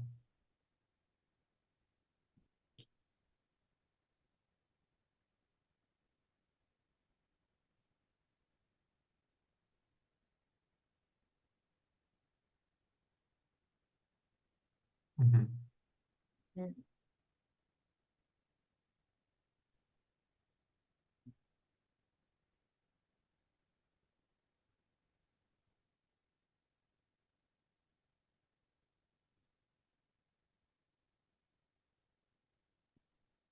Gibson passive assisted realization. Uh, not, You got a little. not our not our friend Evan. Uh, trying to see what else. Yeah. Very brave of group 3 to do case 2. Oh, Emmy. Oh, that's the professor. She said, yes, this is an example of medical model too. Is that our professor that's talking? Oh, yeah, that is her. Yeah. Dang, she be on it. She She be is. on it, bro. She do not play. That's why you gotta be on your toes. Feel like the semester 2, like last semester, the professors like essentially didn't give any feedback. Or Professor Kim was Bro, pretty good, but they said here's your grades. yeah. 702, 702, dude. That was crazy. Dude, Dr. Hyde, she, I didn't get no feedback. Dr. Hyde. She was like, here you go. There was no engagement with our And submitted work. Dr. Kim, it was all formatting. I'm like, bro, I where's my know. feedback? You telling me to move headers and stuff? I need content feedback. Like, please. Yeah.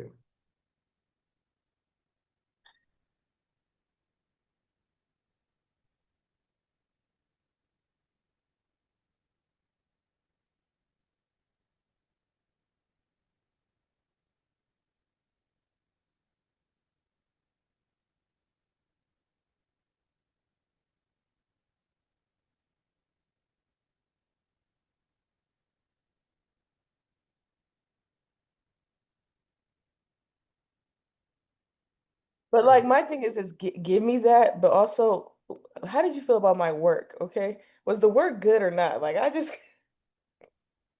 Yeah.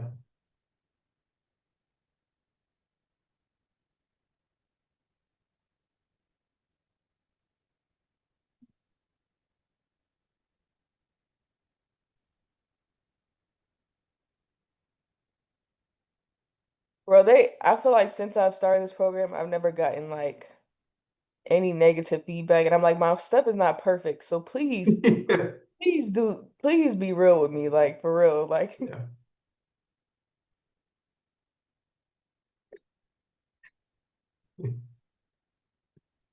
But I thought it was perfect. When I read that, I was like, dang, right, you did. Dude,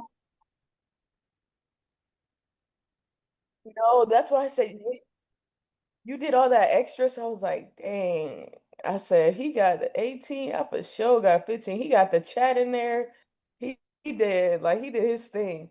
I'm like, man.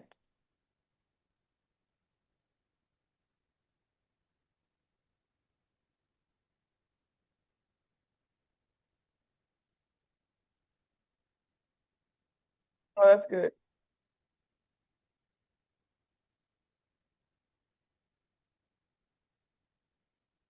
Yeah,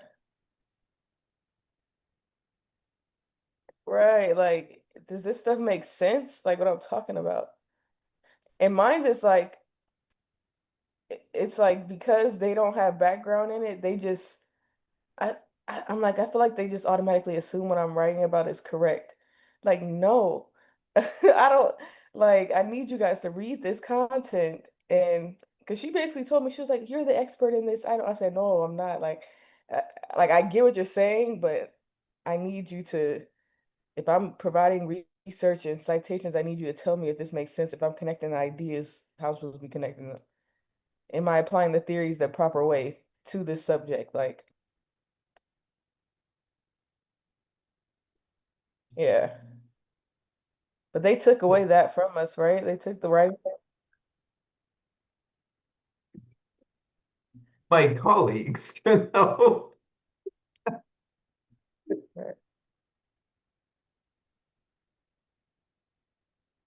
Yeah.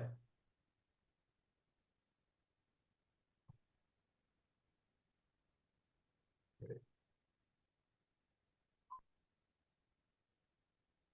Mhm. Right.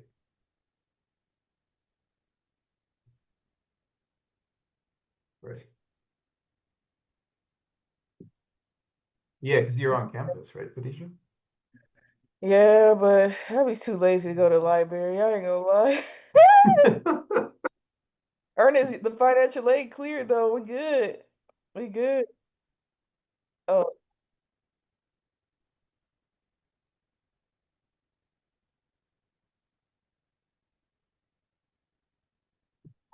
yeah, it dropped, but I still don't have my tab benefit. I got a collection total on my account. I'm like, why is my tab benefit not on here yet? Like, I'm right. Right.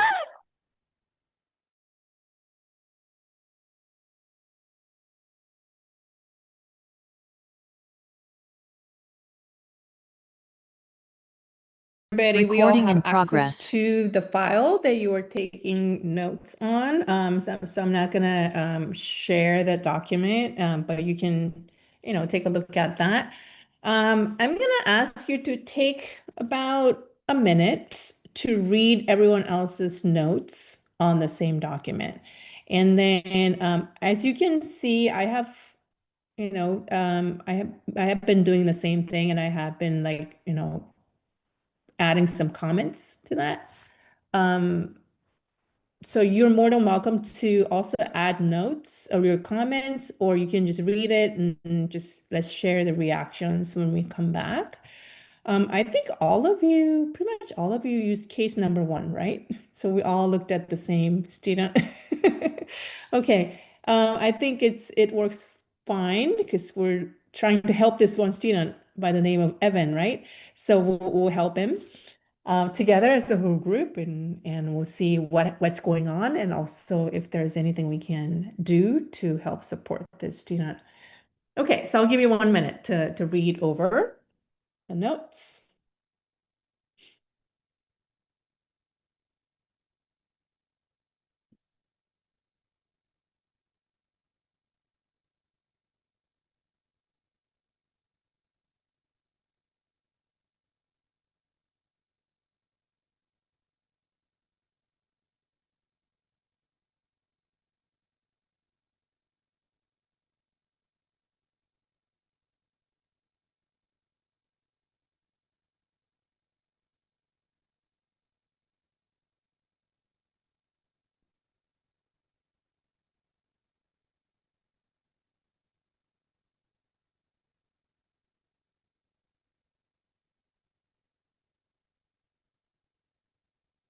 All right, so let's go ahead, and I'm not going to be calling on every group, but let's use any of the things you learned from your small group discussion as well as the notes from the other groups. What do you think is happening with Evan according to the theories or the models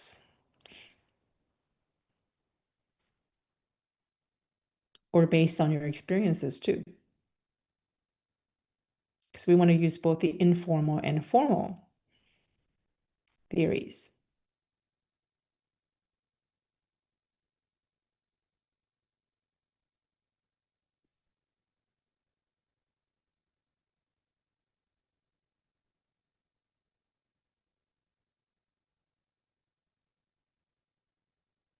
Samreen, go ahead. Take it away. Get us started. Please. So our group did case 1, and we focused more on Gibson's model, where the student is not really aware of the disability at the beginning of the story or beginning of the case, because the mom has largely facilitated the student's accommodations throughout the educational journey of the student. So the student kind of in stage 1 experiences the passive awareness, and that's where the student really becomes aware of his disability. And the realization happens in stage 2 when the mom explains to the student that he was diagnosed with autism when he was a baby, and how the mom has really helped with those accommodations. We thought by the end of the case that the student was still in the acceptance phase and still really trying to understand what is autism and seeking help to make better sense. And we also really focused on the intersectionalities of this student. We related this to Johnstone and talked about how the identity development is influence how others respond to the disability, because the student was also concerned about the responses of others and feeling different. And we also talked about how the identity is medical, social, cultural, political, and intersectional, because the student is Black, autistic, religiously shaped, and attending a PWI. Thank you, Samreen. Yeah, I mean, that's the beauty of having a stage model like Gibson is because it's really easy to apply to a case. That's the beauty of it, although that it does have limitations, and I think that it does contribute to practice, and because it's very relatively easier to understand students from the stage model. So thank you for that. And the student can be interpreted from the medical model as well, because his mom is really looking at it from the medical model is and also also other cultural, environmental, like some of the other groups have talked about religion, right, too, and looking at it from those lenses would be really helpful too. But we don't know if he's getting all the attention he needs from those perspectives. Ernest, go ahead, take it away. Yes.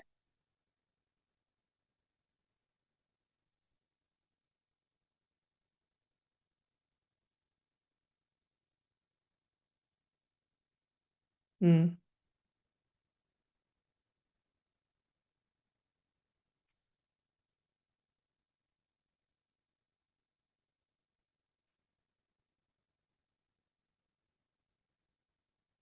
mm, yeah.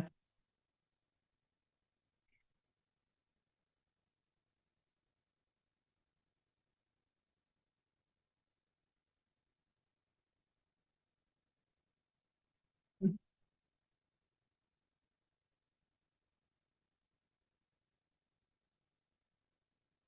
yeah.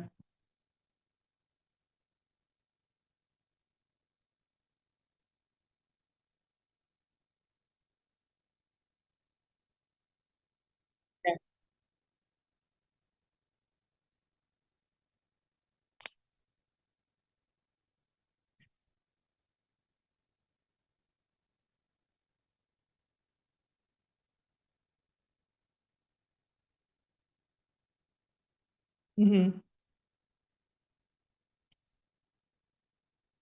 No, no, no. I mean, for the sake of our discussion, we can just say that she had gone through all those processes to get to that point, and just for our sake. But I know that I overheard some group members talking about how this is pretty prevalent in their Yeah. higher ed practice, right? Yeah. Yeah, I was gonna say, we talked about it in our group in the community college, at least the community college that I'm at.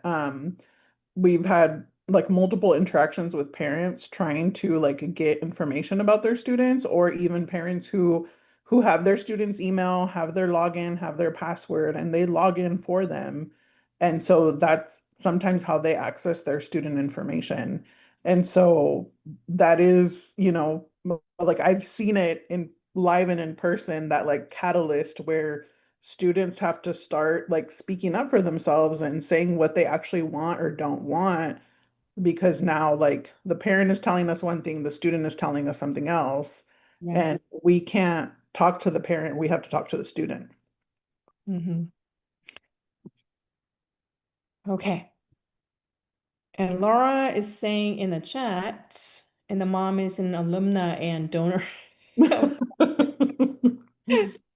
Yeah, of course, we can tell her that as an educator, but we can see that she's putting a lot of influence on the students' formation of identity, right? So this could happen from the family. I mean, we see that all the time. Even college students, and they're adults, but they're still being, I think, influenced by the immediate family or community peers, and until that they realize and also like accept their identities as maybe their own, right? So I'm not saying that environmental and social influences are not evident for those who have already developed their identities, but still, like these young adults, and they seem to have a lot of influences from the people that they care about and they have been with for a long time. So, and Samreen, sometimes I see parents meeting with counselors as well. I've seen this all the time. as a higher ed folks myself too, like serving these population. I've had grad students' parents complain about, yes, me too. Like I've seen those happening.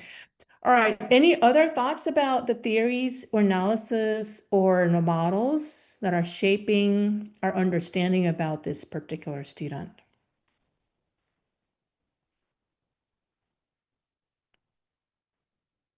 Joshua. I think thinking about the cultural model or um, looking at a cultural model of disability. Um, it really, that's one of the ways in which you can really look at it and see that his mother has really just like denied him aspects of and access to parts of his culture and his identity, rather than, I guess protection and denial kind of go hand in hand. But Thank you, Joshua. So I don't want to speak for all Asian people, but I am a member of Asian ethnic minority group, and I can see from my experiences and also my culture that a lot of times Asian students don't want to reveal their identity, disability, having a disability, and that's really like seen as taboo in the culture, right? So it is Josh was talking about culture, and we're bringing this culture to this institution, for example, and how we perceive ourselves as somebody who's capable, who's not capable, right? So it's very face-saving culture, right? So and has a lot to do with how we want to maybe seek help and review our identity as person with disability. So it has a lot to do with the culture as well as how you see yourself, how others see yourself, and how you want others to see yourself, and so on and so forth. So something for us to take into consideration as we try to understand and support students with disability. All right. Any other thoughts? Or I know that some of you have talked about how we can help and support and advocate for this group of students. So if you want to talk about that too, that'd be wonderful.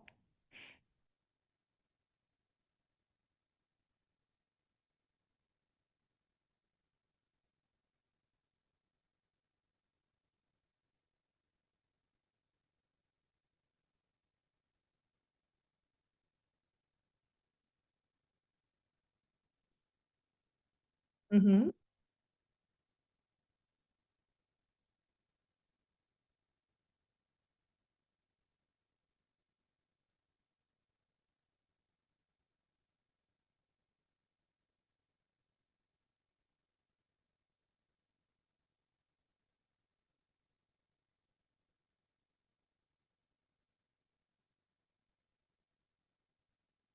Yeah.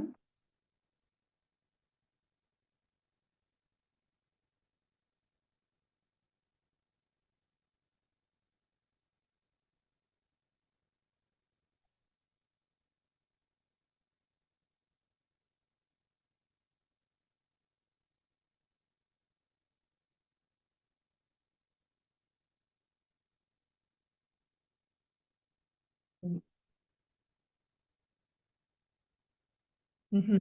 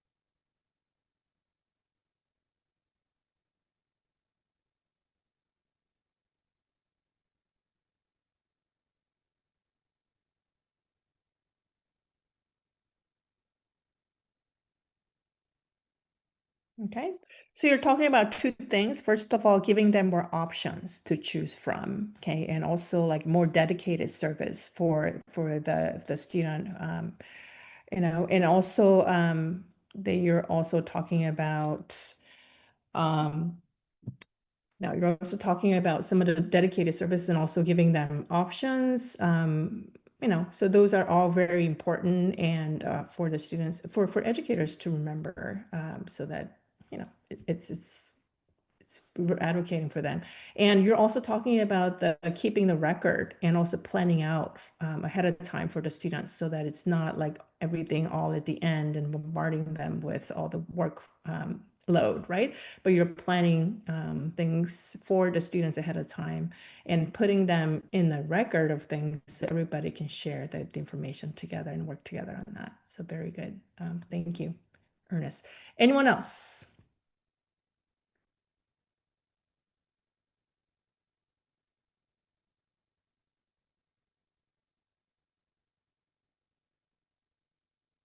So based on the theories and models or anything else that you have noticed, what would you do to help someone like Evan?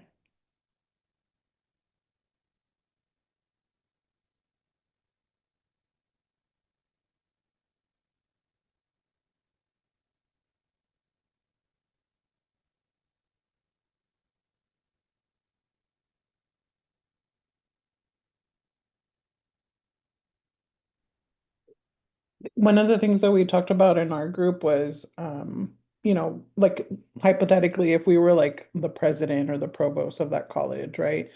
Knowing that it's a predominantly white institution that has other demographics and, different populations coming into your college, it's a good start to have a transitional program, but could that potentially extend to like a first year experience program?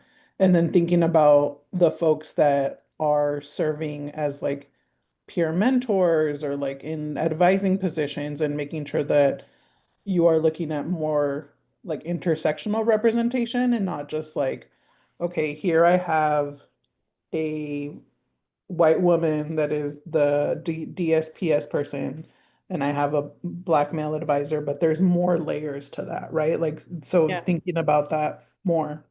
Mhm. Some more collaborations among different services. And if you are a DSPS person, that you're looking at it from that lens. And we have talked about how looking at it from medical or looking at it from social lenses is not enough. And it's only like limiting, right? To certain. So we want to collaborate as much as possible with people using different lenses and also coming from different backgrounds to work together to help support the student. I mean, you all will be working as leaders and you figure out how to do this in a logistical way. But I think in theory, I think that's really important for us to collaborate and bring in different perspectives together. Anthony, you have a hand up. I think the first thing that they should do is affirm him.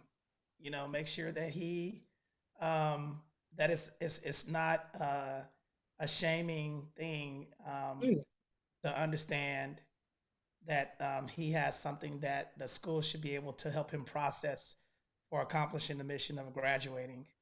So I think that um, acknowledging that he's processing a lot, which is, will help him not feel isolated and make him know that he should be able to belong in that at the PWI, and then also, get him to the counseling services so they can facilitate him towards graduation. That's what I believe. Thank you, Anthony. Affirming their experiences and their identities and their feelings and emotions, right? Thank you. Joshua. I'm looking at the phases in the forward path narrowbone, and to me that kind of looks like a, um, a list of guidance for his like student support services to work with him. So relationship phase, person meets with others like himself and engages in conversation, learns about the ways of a group, right? So provide those opportunities and provide for opportunities for the cultural aspect where it talks about, residence hall programs and athletes and adopting values in the group and giving an opportunity to give back. So being part of a community and that kind of thing. So I think in terms of like what we within higher education and whatever can do, there's just a lot of opportunity for enabling those stages to happen, even though maybe they could have happened earlier if it weren't for his mother. But like those opportunities exist in situations that are mediated by student services. It's wonderful. So we're helping the individuals to go through these stages so that they realize and they, understand the social and environmental and power that's coming into play. They realize it and they can tap into these resources to get to. So like you're what you just said, Joshua, of student services being like, facilitator in doing this. And I think that's really, really helpful. Whatever help and guidance you can provide. And I think you're helping them go through these positive experiences and also like understand ways to get to and leverage their strength, and as well as tapping on those resources to go out of their boxes, to go into to advocate themselves. Okay, great, thank you. I'm looking at the time and we're almost out of the time. So I am going to dismiss the class now. And we're not done with talking about students with disability, because we're going to keep on adding onto what we know about student developmental theory. And we're going to be just using, because we're talking about intersectionality, right? So we will be, we're going to talk about psychosocial development next week, but we'll be adding on to the toolkit and repertoire that we have. Okay, so everybody have a great night, and I'll see you next week, and I'll stay on for questions. Thank you.